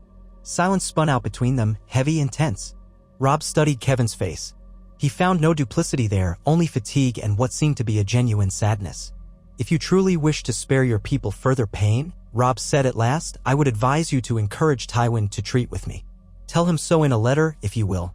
I'll permit you the use of a raven." Kevin's eyes flickered with an emotion Robb could not quite name. "That is unexpectedly gracious," he said. "I will write my brother if you allow me, though I cannot promise he will heed me." Robb nodded, and with a curt gesture to the guards, he turned and stepped away. Grey Wind followed, throwing one last glance at Kevin. Then the door shut behind them with a solid thud. Outside, the corridors buzzed with subdued activity. Despite a measure of order, an undercurrent of tension thrummed through every hallway, courtyard, and arch. Men carried messages back and forth. New supplies arrived from the countryside, sometimes courtesy of local lords who feared the wrath of the occupying Northmen. Rumors spread that a small Lannister force was spotted near Craighall, or that Tywin had sent outriders from Harrenhal to gauge the roads. Robb recognized the symptoms of a fortress on the brink of further conflict. His men had found victory, but that victory was precarious. A short while later, he made his way to a broader council that convened in what had once been a plush antechamber near the main hall. The walls still displayed tapestries of gold and red, the Lannister lion woven in shimmering thread. Now those lions stared down at a half-dozen grim-faced northern lords. There was the Blackfish kneading his gloved hands. The Great John sprawled in a seat that had likely been reserved for high-born guests in simpler times. Roose Bolton, quiet at the far end, his pale gaze flicking between the others. Rickard Karstark had arrived just that morning from a scouting mission west of the rock, dust from the road clinging to his cloak. Beside him stood Ser Helman Tallheart, newly recovered from a slash to his ribs. And near the back, representing House Mallister and the Riverlords, was a tall figure with a beak of a nose, Ser Reynold Westerling in their company for now, though the Westerlings themselves were half sworn to the Lannisters. Many old ties had become frayed. Robb took his place at the head of this gathering. A servant appeared to pour stale wine, which some men accepted with a nod, others waved off. Robb considered it, then took a cup, though he had little appetite for strong drink. "Lords," he began, "you know why we're here. We've secured Casterly Rock. Tywin Lannister threatens to recapture it by force unless we yield. We must plan for his response, and weigh whether we should remain or strike anew." A hush fell, broken by the Great John's booming voice. "Strike anew, says I. If Tywin's pinned down by other troubles, we should press our advantage. There's Lannisport right at our feet. If we seize their port, we can fill the rock's larders from the sea, break any chance of siege." Karstark spoke next, arms folded over his chest. "That might be ambitious, Great John. We barely have enough men to hold the rock as is. If we spread ourselves thin, Tywin could appear in force and swallow our smaller detachments whole. Better to stand behind these walls and dig in." "Walls can become a prison," said Brynden Tully. "We have a strong position, yes, but if Tywin arrays his entire host in a siege, it could last longer than we can endure. The rock is storied, yet we do not have the full support of the countryside. Many local lords may keep their lands closed against us or undermine our supply lines. A year's siege, half a year, who can say?" Roose Bolton's voice emerged in a soft hush, drawing all eyes. "We can speak of seizing Lannisport. That might be a prudent choice if we do it swiftly and do it well. Holding the port would ensure a corridor for supplies by ship. Of course, we are not famed sailors. The Lannisters might have their own modest fleet, or might hire sell-sail fleets. But at least we'd no longer be confined entirely to these walls." Ser Reynold Westerling cleared his throat. "I've traveled these coasts before. Lannisport is heavily fortified, though nowhere near the rock's might. Many ships are docked there, including trading vessels. If we took the city by surprise, we might capture their ships intact. But it's no minor challenge, especially if the INH Abitants rally to House Lannister." The Great John let out a sharp bark of a laugh. "They swore to House Lannister, but House Lannister can't protect them from the likes of us, so maybe they'll yield." The Blackfish offered a curt shake of his head. "Perhaps. Or perhaps they'll fight tooth and nail for the lions. Or sabotage their own port so we gain nothing." Taking Lannisport might provoke Tywin to immediate, furious action, and we'd have to defend both city and rock. A risk. Robb's gaze settled on each face in turn. We must weigh these options carefully. Succeeding at one bold stroke does not guarantee success if we overreach. It was Karstark who spoke next, his tone heavy. Then perhaps we should recall some of our men in the Riverlands to bolster our hold. If we can coordinate with Edmure at Riverrun, we might slip a portion of his forces west to help us keep the rock. That would allow us to attempt an assault on Lannisport or any other strongpoint. Let the Lannisters face the possibility of losing the entire western coast. Roose Bolton's eyes glimmered.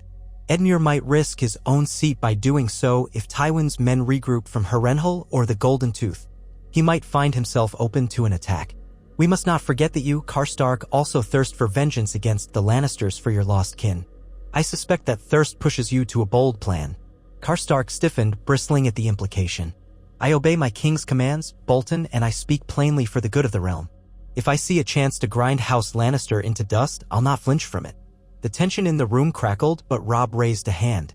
Peace, my lords. We share a common cause. We cannot let personal vendettas blind us. He took a measured breath. I'll consider sending for reinforcements, but first I'd have more intelligence on Tywin's movements. We have only scraps of rumor. If he truly marches west, we need to know how many men, how soon they might arrive. Then we decide. The Blackfish set aside his cup. I'll send a dozen skilled scouts, men who've spied for me in the Riverlands. They'll slip through the passes near Ashmark and Sarsfield, see what they can glean of any gathering host. If Tywin's on the move, we'll know soon enough. Robb nodded. Very well. And in the meantime, we fortify. We place watchers in every tower. We root out any Lannister loyalists who might be plotting sabotage. If we do attempt an assault on Lannisport, we'll need a plan and precise timing. One misstep could cost us dearly. Thus ended the council, with the men dispersing to their duties. Though the Greyjohn grumbled that they should act swiftly and not let the fox slip away, Robb knew they could not leap blindly. One bold strike had succeeded, but a second might end in ruin. War required cunning as well as courage.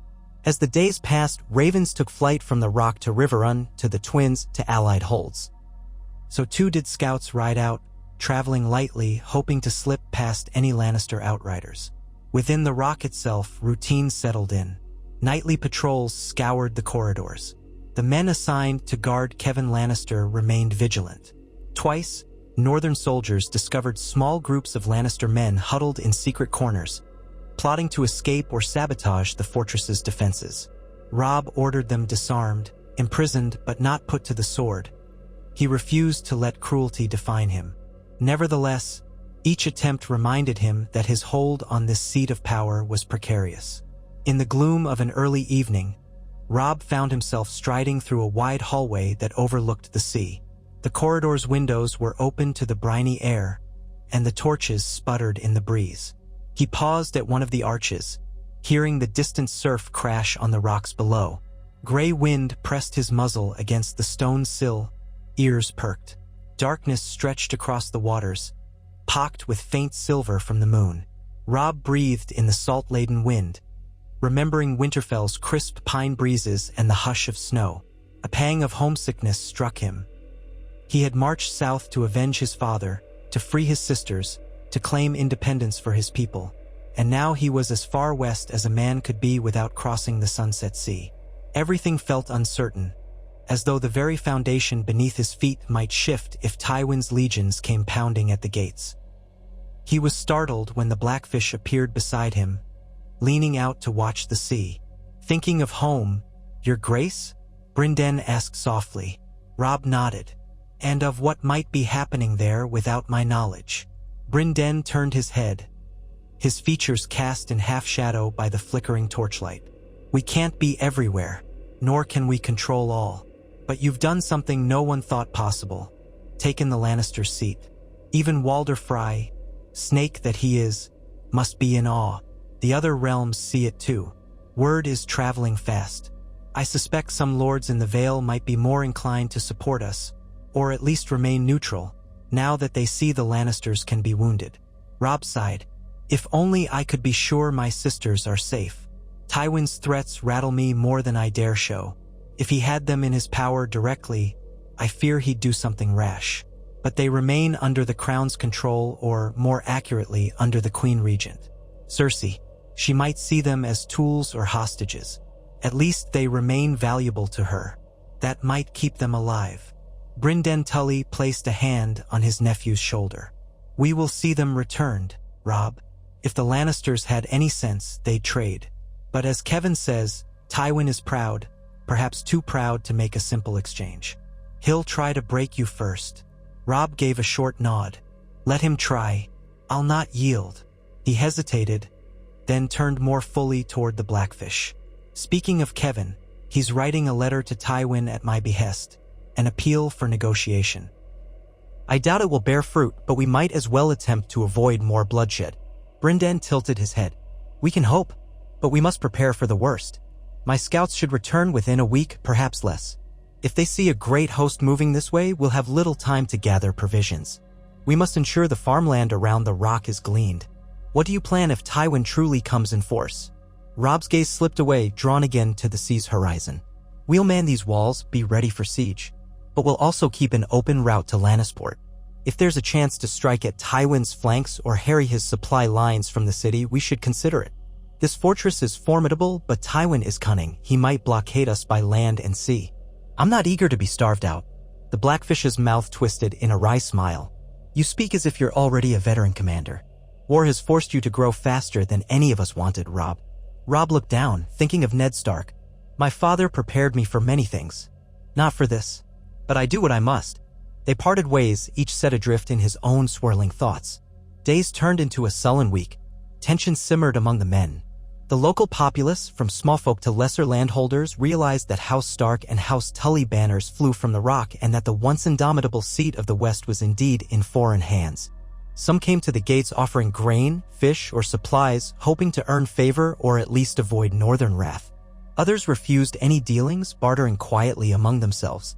Robb, recalling his father's emphasis on justice, tried to ensure the occupiers did not ravage the countryside, though not all northern soldiers were gentle. The Great John saw little reason to coddle the Westermen. Fights broke out in taverns and roadside inns. Bolton's men, in particular, had a grim reputation. Robb did his best to keep discipline, punishing looting or brutality with swift justice. One late afternoon, as clouds gathered above the rocky shoreline, the scouts Brynden had sent out began to trickle back. Tired and dust-caked, they brought troubling tidings. Tywin Lannister had indeed broken away from Harrenhal with a significant portion of his host. His banners were spotted heading west, though not yet in full force. He might be gathering fresh reinforcements from certain Westerland lords along the way, lords who had not yet knelt to the young wolf. The scouts reported seeing outriders with the red and gold lion prowling the roads near Ash Mark, seizing supplies and pressing men into service. Word among the local peasants was that Tywin intended to assemble a large enough army to overshadow Robb's newly won garrison. In the council that followed, once again crowded in the antechamber beneath the Lannister tapestries, the lords listened to the scouts' accounts in tense silence. A hush fell, thick with foreboding. Robb stood at the center, hands braced on the table. So he comes, Robb said quietly. Did your scouts see anything else? A rough count. One scout swallowed hard. We can't be certain, Your Grace, but we saw at least a few thousand men. Hard to say how many more might join him as he moves deeper into the west. Some houses may be reluctant, but others, like the Crakehalls, the Leffords, the Marbrands, those are old vassals to House Lannister. If their bannermen flock to Tywin's call, he could muster a host close to 10,000, maybe more. A ripple of unease passed through the men. The Great John growled under his breath. We'll bloody well kill them if they come, but that's a strong force. Roose Bolton's voice was calm. We have what, half that number here? Even with the local small folks' reluctant tribute, we can't match Tywin soldier for soldier, especially if he calls up levies from across the west. Ser Helman Tallheart looked to Robb. We might hold these walls if he tries a direct siege, but he won't commit his men to a blind assault. He'll tighten the noose, starve us. Unless we have a plan to get supplies from the sea, or from a wide radius around the rock, we'll be pinned. The Blackfish folded his arms. Yet Lannisport remains. If we seize it, we open the possibility of shipping in goods. Perhaps from the Iron Islands, though that's a risk if the Ironborn are indeed stirring. Or from the Reach if they remain neutral or are busy with Stannis. War is complicated. but Lannisport is our best chance at a maritime supply route. Karstark frowned deeply. Time is our enemy. If Tywin arrives in a month or less, we can't be conducting a protracted campaign in Lannisport. We'd be forced to split our forces, and Tywin might crush them in detail. I say we focus on fortifying, perhaps launch raids to hamper Tywin's supply lines. If we can hold out behind these walls, he might lose patience or be forced to return south for other matters. Robb listened, turning possibilities over in his mind. At length he spoke. Attacking Lannisport is a bold stroke, one that might break Tywin's hold on the west for good. But it's also a gamble. We risk being caught outside the rock with insufficient men. On the other hand, remaining behind these walls forever does us no good if Tywin has the numbers to starve us out. We need a measure of cunning. We might attempt to secure Lannisport quietly, or at least sabotage it, so Tywin cannot use it against us or blockade us from the sea. The Great John gave a wolfish grin. A stealthy approach is not my specialty, but we do have men skilled in infiltration. We've proved that here. Why not send a small force to slip into the city at night, sabotage their ships, seize the harbor towers? Then the main host can follow if the gates are opened or the defenses are undermined. Roose Bolton's gaze slid from the Great John to Robb. We'd have to do it soon, before Tywin's outriders circle that far. A night infiltration akin to how we took the rock. But infiltration works best with minimal defenders. Lannisport City Watch is likely on alert since the rock fell. They know war is at their doorstep. A thoughtful hush fell. Robb took a slow breath. Let's weigh the risk. If I send a small detachment to sabotage Lannisport, we might lose good men if discovered. If they succeed, the city might be ours to use. Or at least neutralized. That could be crucial in a siege. My father always said a strong flank can decide a battle. Lannisport is our best chance at controlling the sea flank. He paused, glancing around the circle of faces. Each man wore an expression of worry or fierce determination or both. I'll think on it tonight. Meanwhile, we continue to gather all the supplies we can, strengthen the walls, post additional watchers. Karstark, you have some skill in leading raids. Take a party of cavalry and harry the roads. See if you can intercept Tywin's smaller foraging groups before they unite with him. We might slow his approach. Karstark inclined his head stiffly. It will be done, Your Grace. The council dispersed. That night, Robb wrestled with the decision. In his cramped bedchamber, he pored over a map of Lannisport. He tried to recall every piece of intelligence gleaned since they arrived. The city had strong walls, but nowhere near the height or thickness of the rock. Its harbor was fairly large, and it boasted docks for merchant ships, some galleys, and possibly a handful of warships carrying Lannister banners. If a covert force could slip in, sabotage, or seize the watchtowers and open the gates to a small northern force, it might be taken with minimal bloodshed. Then, at least, the approach from the sea would be theirs to command, or they could even send for supplies from the Riverlands or beyond.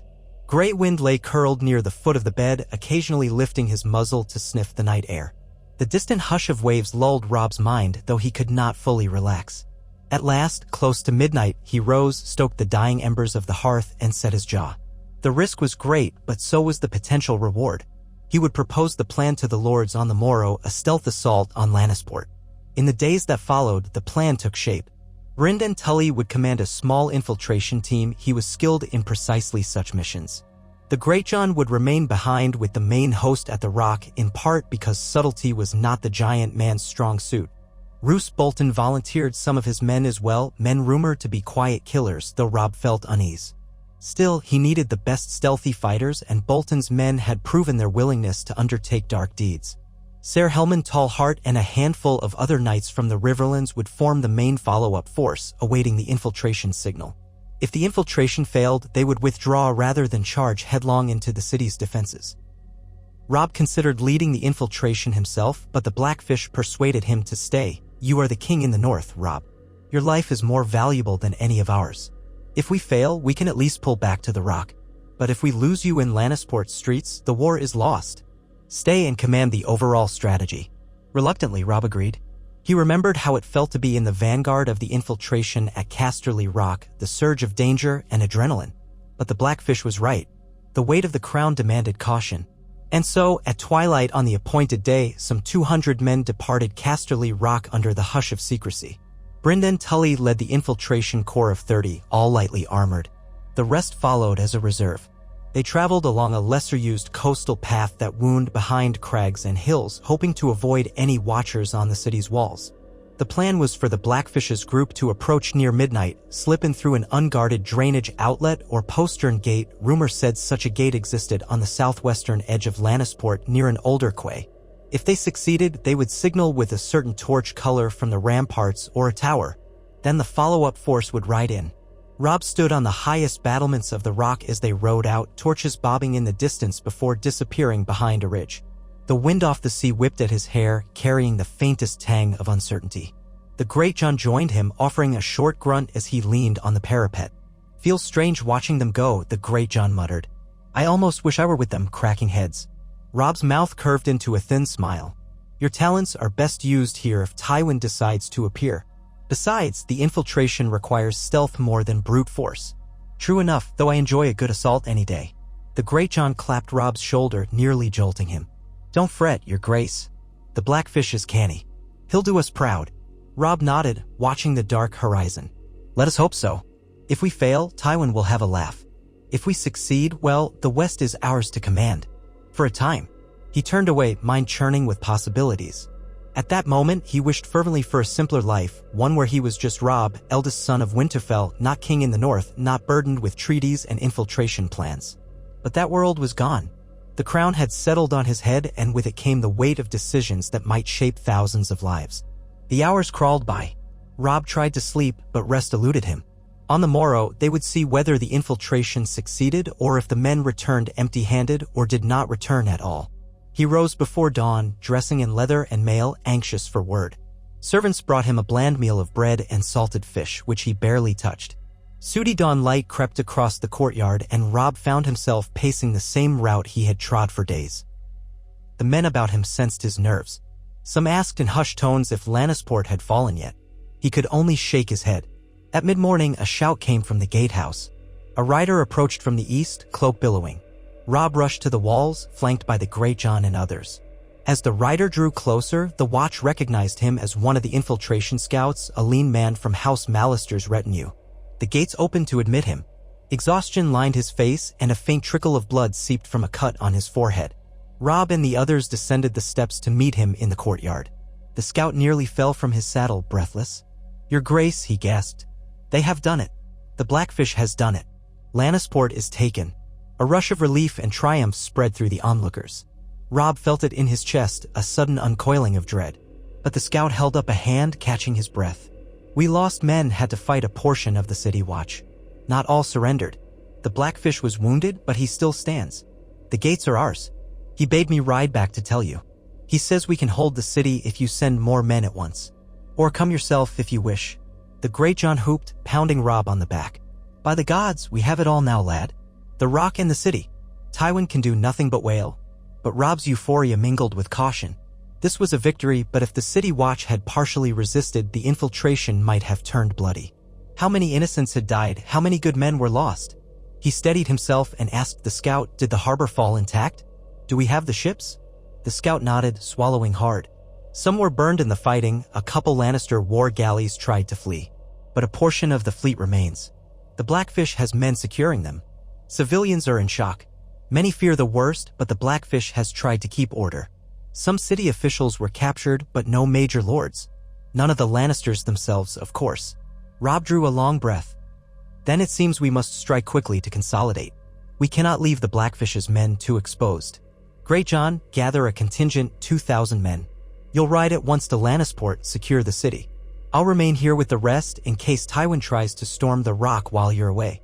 "I can do that," the Greatjon said, brandishing a grin, "though I'd love for you to see the city for yourself, Your Grace." "Not yet. One of us must command here, and my presence might be needed." Robb nodded curtly. "Go swiftly. Show discipline in the city, no needless pillaging. We want them cooperative, not rebellious." The Greatjon's grin soured, but he nodded. "We'll keep a tight rein, by your word."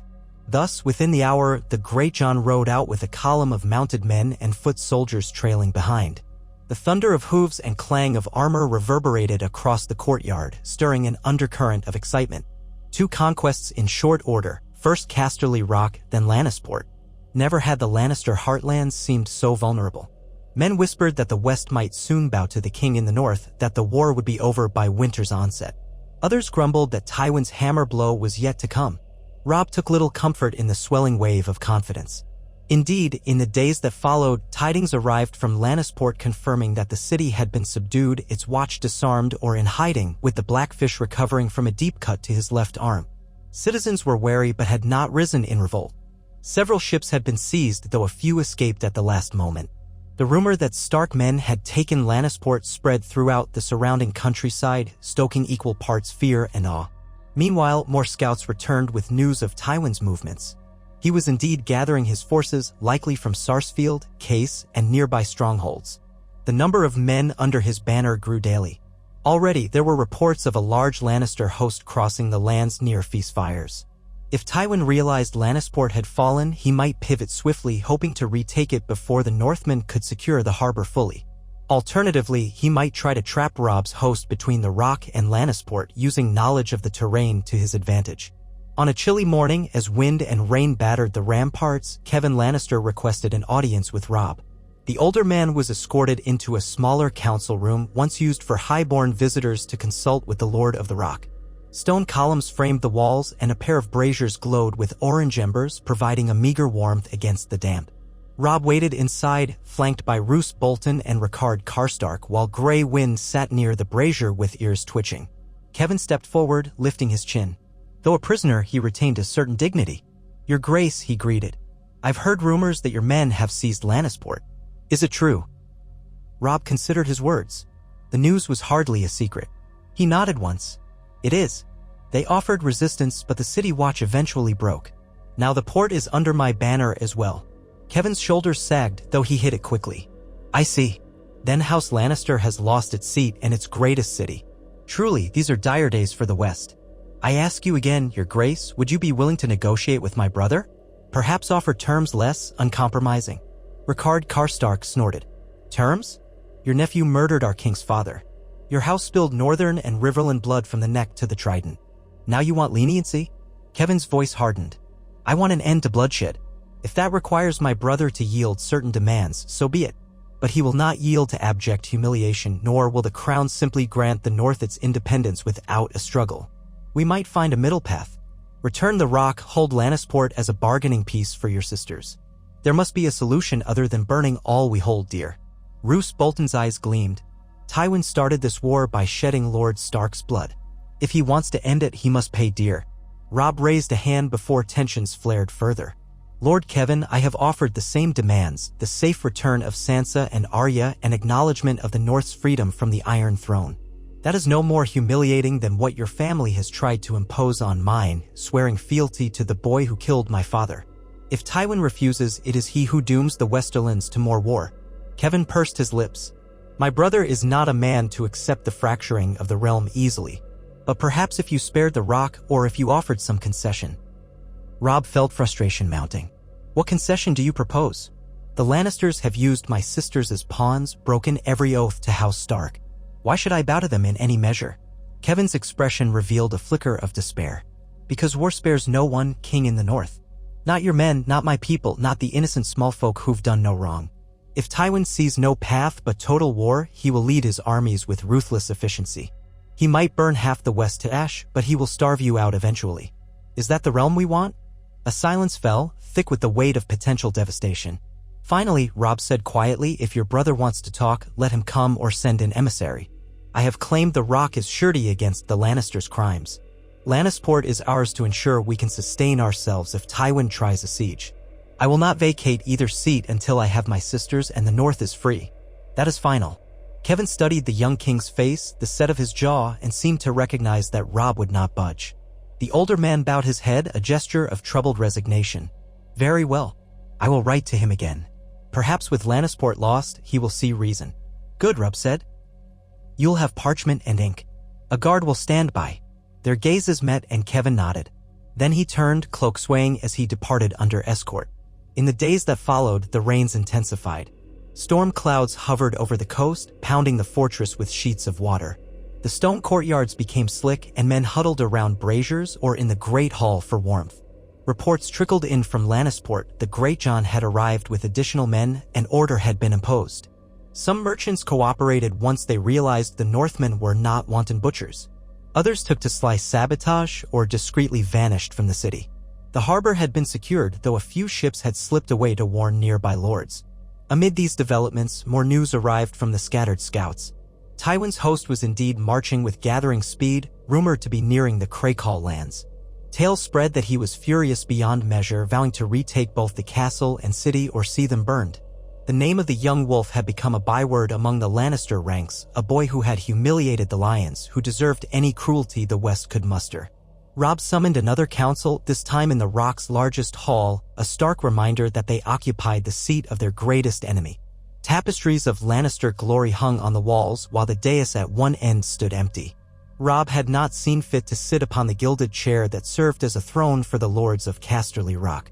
Instead, he stood at a long table in the center, joined by Bolton, Karstark, the returning scouts, and a handful of other lords who had come with the northern host. Wet cloaks dripped on the floor, and the air smelled of damp wool. Ricard Karstark addressed them grimly. Our outriders exchanged arrows with some Lannister men near Deep Denver. We lost too. They withdrew. The Lannisters are thick in that region, likely forging a route to the Gold Road that leads to Lannisport. I suspect Tywin wants to unify his forces before he marches on the city or the Rock. Roose Bolton inclined his head. He'll want to ensure he doesn't expose himself to a flank attack from whichever seat he doesn't target first. If we keep a strong presence in both Lannisport and the Rock, we force him to split his approach or choose which to assault. That might be to our advantage if we can muster enough men in both. But if we are spread too thin? Robb nodded slowly. That is the challenge. I'd rather not keep my men divided so far apart, but leaving either the Rock or the city underdefended is unthinkable. If Tywin retakes Lannisport, he could cut off our sea access. If he retakes the Rock, he cripples our victory at its root. A soldier from House Mallister, soaked from the rain, cleared his throat. There might be a way to hold Tywin at bay long enough to force negotiations. We could fortify the passes leading to Lannisport, lay traps, burn the fields, slow him with every step. Meanwhile, the men at Lannisport can dig in behind stout walls. Perhaps your presence, your grace, would bolster their resolve if Tywin arrives. You are the king in the north and inspiration to your soldiers. Let the Rock remain guarded by a strong garrison under one of your trusted commanders, and you go to the city. Roose Bolton flicked a glance at Robb. There is merit in the king's leadership being with the host that faces Tywin directly. The question is, who do we leave in charge of the Rock? The Greatjon is in Lannisport, the Blackfish is wounded but capable. Karstark might stand, or I might. He let the words hang. Karstark frowned. I'd sooner that the king trust me with this fortress than trust you, Bolton. My sons have died at Lannister hands. I'll guard the Rock with my life. Robb's gaze drifted between them, mindful of the tension that existed. Karstark blamed the Lannisters for the death of his sons, but also blamed the slow pace of war that had kept him from swift vengeance.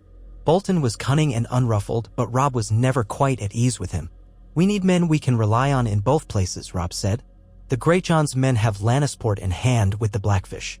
If I ride to Lannisport, I'll be leaving the Rock. If Tywin circles west to hit the Rock first, I must trust the commander here. If I remain here and Tywin decides to strike Lannisport, my presence does little good. It's a gamble either way. Bolton's voice slipped through the hush. Might I suggest a middle course? Keep your seat at the Rock for now, but position a force between the Rock and Lannisport ready to reinforce whichever is threatened. We can watch Tywin's approach. If he moves on the city, you ride to meet him or slip in behind him. If he moves on the Rock, we hold and call the Lannisport garrison to sally forth on his flank. Karstark scratched his beard. That would require constant vigilance, and the land between the city and castle is not easily navigated in large numbers. We risk Tywin slipping around us or dividing our forces. But it's worth considering. They talked in circles for an hour, testing strategies, counting up men. Rain hammered the castle roofs, a steady roar that seeped into the conversation like an ominous drum. Eventually, Robb dismissed them with instructions to refine their options and prepare for any approach from Tywin. The next day, he sent more riders to Lannisport, urging them to fortify the gates, to arrange watchposts and signal fires along the roads. The Greatjon wrote back in cheerful tones, boasting that his men had the city eating from our hands, but also warning that any large Lannister army could put them on the defensive if they were not reinforced. On the third day of the storms, Kevan Lannister sent word that he had completed another letter to Tywin. Robb allowed it to be carried by a pair of neutral messengers. Westerman peasants who had once served in the castle stables and swore only to deliver the parchment. Despite Robb's doubts, he sent them off. Negotiations might still save lives. Yet the war pressed on. Scouts reported sporadic skirmishes along the roads. A small cavalry troop loyal to House Lannister raided an outlying village near Lannisport, lighting houses ablaze before vanishing into the hills.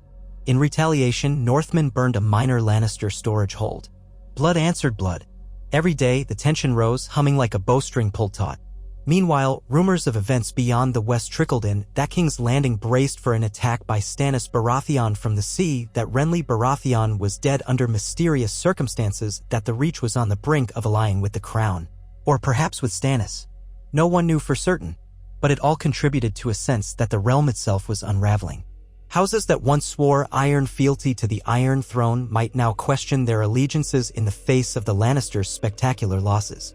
Some whispered that the Tyrells, if they aided the Lannisters, could muster enough manpower to crush Robb. Others believed the Tyrells might prefer to watch the Lannisters flail. In that uncertainty, Robb saw an opening. If the Lannisters stood alone, the North might prevail. But if the Crown gathered new allies, the entire weight of the South could fall on him. A respite in the rains came a week later. The skies remained overcast, but the downpour had lessened to a dreary drizzle. Robb walked the ramparts, hearing the squelch of wet boots. Far below, the waves churned, black and unwelcoming. The men's spirits matched the weather, anxious, unsettled. Some of the bolder ones boasted that Tywin would never retake his seat, but the older veterans wore grim expressions. The trickle of conflict had begun. A few men had returned from the outskirts with arrow wounds. One had died raving about a Lannister patrol that butchered half his companions. Grey Wind padded beside Robb, occasionally peering over the edge at the white foam of the crashing sea. The direwolf seemed ill at ease, pacing more frequently, ears flicking as if he sensed some intangible threat. Robb placed a hand on the thick fur between Grey Wind's shoulder blades, feeling the tension coiled in the wolf's muscles. Soon, he murmured. One way or another, soon. He turned at the sound of approaching footsteps. Roose Bolton stood a few paces behind, arms folded. I bring word from the Outriders, Your Grace. A Lannister vanguard, perhaps 1,000 strong, is skirmishing near the route from the Rock to Lannisport. We believe it may be commanded by Ser Adam Marbrand, one of Tywin's ablest men. They test our lines. Robb felt his pulse accelerate. Are our men holding? Yes. A few casualties on both sides. But it means Tywin must be drawing near, or at least close enough to send forth vanguards. We have no direct sighting of him yet. Robb looked out at the horizon. Marbrand is known for swift cavalry strikes. If he's out there, Tywin can't be far behind. Has Kevin's letter changed anything? Bolton's lips curved in a subtle, humorless smile. No sign of a peaceful entreaty. It seems your demands did not move Tywin to parley. Or if they did, he chooses to parley with steel. Robb sighed. Then steel it is. I want every man ready. Double the watch. Prepare for the possibility that Tywin might try to envelop Lannisport first, or perhaps launch a feint. As you command. Bolton dipped his head, then glided away into the drizzle, silent as a cat. Robb clenched his hands on the whetstone of the battlements. The war had reached a new threshold. Tywin marched, the Northmen braced. The city of Lannisport lay in stark hands, as did Casterly Rock. But how long could they hold both? Would Tywin attempt to retake them in a single, devastating blow? Robb's scouts spoke of rumors, mass levies, sellswords from Essos, anything Tywin could muster.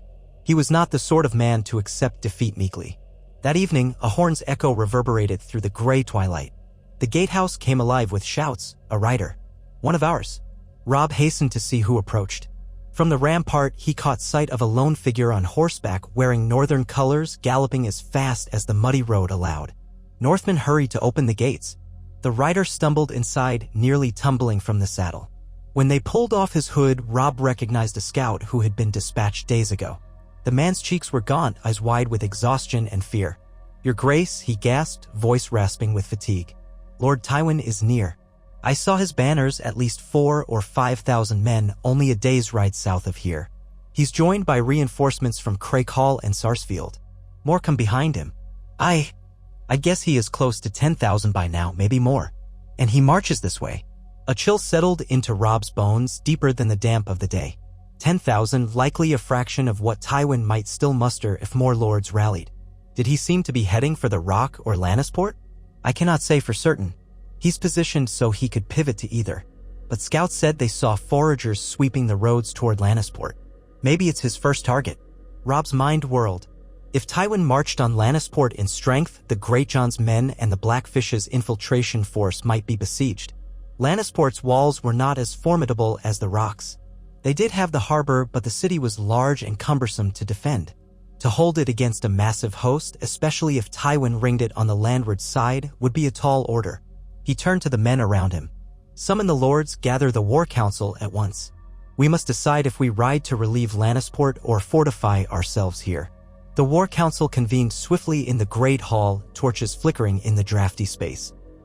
Karstark, Bolton, Tallhart, Mallister men, and others took their places, dripping water from their cloaks. A sense of urgency replaced the usual measured formality. Robb stood before them, trying to project calm, though inside he felt the same swirl of dread that had haunted him since capturing the Rock. Now came the test, whether that bold strike would end in triumph or blood-soaked disaster. He spoke without preamble. Tywin's host approaches. We think he has at least 10,000 men. He can choose to attack Lannisport or the Rock. Lannisport has our men under the Greatjon, about 2,000 plus the infiltration force. They're not enough to withstand a massive assault. If we do nothing, the city may fall. Should we march to reinforce them, we risk leaving the Rock undermanned. We might be caught in the open if Tywin attempts to intercept. We must decide, and quickly. The lords exchanged tense looks. Roose Bolton was the first to speak. If Lannisport is lost, our access to the sea is lost. Tywin can blockade us fully. The city's capture was a strategic boon to us. Losing it would be a grave blow. Karstark grumbled. Aye, but the Rock is the heart of this entire conquest. If we march out with most of our men, we risk Tywin circling back to retake the castle. We cannot hold it with only a token garrison, not if Tywin decides to shift his target. Then our entire advantage is undone. Ser Helman Tallhart's brow furrowed. What if we sally forth in moderate strength, enough to bolster Lannisport's defenses and keep a substantial garrison here at the Rock? The open question is how we ensure we're not destroyed piecemeal. If Tywin meets our reinforcing party on the road with superior numbers, we might never reach the city. Silence took hold. Robb considered the positioning on the map, a rough terrain of rolling hills and scattered farmland between the Rock and Lannisport, cut by one main road, some minor paths. If Tywin lurked nearby, he might intercept any relief force, or at least threaten them. One of the Mallister knights cleared his throat. We could attempt to lure Tywin closer to the Rock, forcing him to attempt a siege or an assault. Meanwhile, the men in Lannisport mount raids on his rear. If we coordinate well, Tywin might be caught between two foes, unable to fully commit to either. But it requires perfect timing and leaves Lannisport dangerously near his wrath. Roose Bolton's thin lips curved slightly. We might also consider pulling back from Lannisport entirely, withdrawing those men to the Rock. That would concede the city, yes, but preserve our forces for the castle's defense. Immediately, protests broke out around the table. Karstark's voice thundered. We didn't shed blood to take Lannisport just to abandon it. That would be a blow to morale greater than we can afford. And we'd be penned here at the Rock, waiting for Tywin to starve us out. Robb rubbed his temples, the weight of leadership pressing down like an iron helm. He remembered the Greatjon's laughter at the idea of turning tail. He would never stand for it. But more crucially, he recalled how controlling Lannisport had been meant to secure supplies, to keep an escape route or bargaining chip. Letting it fall undone would be disastrous. We cannot simply abandon it. We have no guarantee the Greatjon's forces can even retreat in time if Tywin encloses the city. And yes, morale would break. No, we hold Lannisport. We must do it in such a way that Tywin cannot isolate and crush us. Karstark stabbed a finger at the map. I say we muster half our forces, all cavalry we can spare, and ride hard for Lannisport. Quick reinforcements. We slip around Tywin's vanguard if we must. Take smaller roads. Then we coordinate a defense of the city. Meanwhile, a strong garrison remains here, the walls manned. Tywin can't easily fling men at both fronts. If he invests in a siege of Lannisport, the Rock remains to threaten him from behind. Roose Bolton nodded slowly, though his expression stayed cold. It's risky, but war is risk. If Tywin intercepts the cavalry on the way, we could face disaster on open ground. But if we succeed, we might hold the city and the castle both, forcing Tywin to split or choose. He might wait for more reinforcements from the west. But each day we hold keeps our morale strong and the Lannisters' frustration high. Robb let out a measured breath. It seems the best course, riding out with a swift force, reinforcing Lannisport. The Great John is fierce, but 2,000 men is not enough to keep Tywin out if he arrives in full. We need more. He glanced at his lords. I will lead that force. A ripple of alarm rose. Rickard Karstark spoke sharply. Your grace, is that wise? If you leave the rock behind. Robb cut him off. My presence might be the difference between success and failure. Lannisport's men will fight all the harder if their king stands with them. We'll leave a suitable garrison here under your command, Lord Karstark. Roose Bolton interjected, I might remain to aid in holding the rock unless you wish me with your cavalry. Robb hesitated. Trusting Bolton to hold the rock might be as troubling as trusting Karstark. Both had their reasons, their grudges. But Karstark had the keener desire for vengeance, which could also make him a fierce defender. Bolton was cunning, perhaps better suited to outmaneuver infiltration. Karstark will command the rock, Robb decided aloud. Lord Bolton, you ride with me. He surveyed the men. None voiced an outright objection, though Karstark's mouth tightened with frustration and Bolton inclined his head in acknowledgement. Gather the horsemen, as many as we can spare, Robb went on. I want near 2,000 mounted knights and riders, plus a small contingent of foot to follow behind.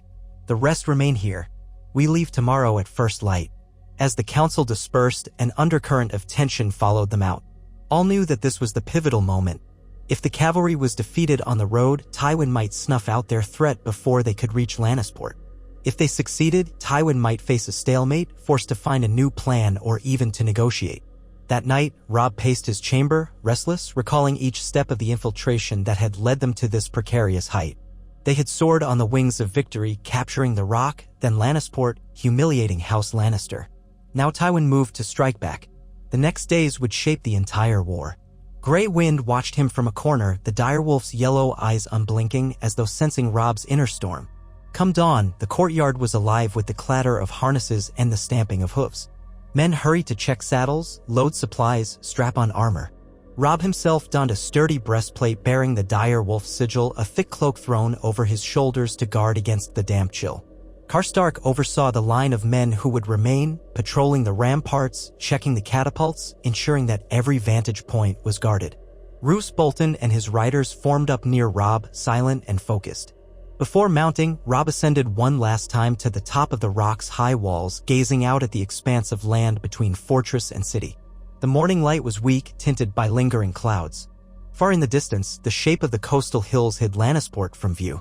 Beyond those hills, Tywin advanced, unstoppable in his resolve. Yet Robb felt a spark of defiance. He was Robb Stark of Winterfell, king in the north, crowned not by desire but by destiny. He had not come this far to be cowed by Tywin Lannister's fury. The battered direwolf banners flapped above him, a symbol that the north was no longer kneeling. If they prevailed again, if they broke Tywin's hold once more, the war might tip irreversibly in his favor. He closed his eyes and pictured Sansa and Arya somewhere far away under the watch of the crown. He thought of his father, the memory of Ned Stark's quiet honor. Then he turned from the ramparts, descending the stairs in swift strides. His warhorse waited in the courtyard, steam rising from its nostrils. Bolton's men parted as Robb approached, bowing their heads. He climbed into the saddle and raised a hand for silence. Hundreds of northern eyes turned to him. You have fought bravely, he called. We march now to defend what we've won and secure a future for our people. Stand with me once more as you have since this war began. You are the strength of the north, and no lion's roar shall break us while we remain united. A ragged cheer went up, swords banging on shields, hooves stamping. The sound echoed off the walls of Casterly Rock. Robb could almost feel the fortress itself trembling with the force of it, a place that for centuries had stood for Lannister might, now reverberating with the direwolf's cry. He spurred his horse forward, leading the column out through the gates he had pried open on the night of their conquest. Behind him, 2,000 horsemen and a contingent of foot marched under the Stark banner. They streamed down the winding roads in a steady procession, heading toward the city that bore the name of their greatest foes. The sky rumbled in the distance.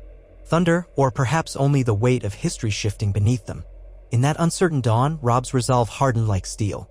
He would meet Tywin's challenge. He would hold Lannisport, keep the rock secure, and bring the war to a head on his own terms. One way or another, the next clash would echo across Westeros, proof that the North would not break, or a cataclysmic end to the boldest gambit of the age. The future hung in the balance, balanced on the edge of a sword, and Robb Stark rode on, unyielding toward the storm that would decide the fate of kings.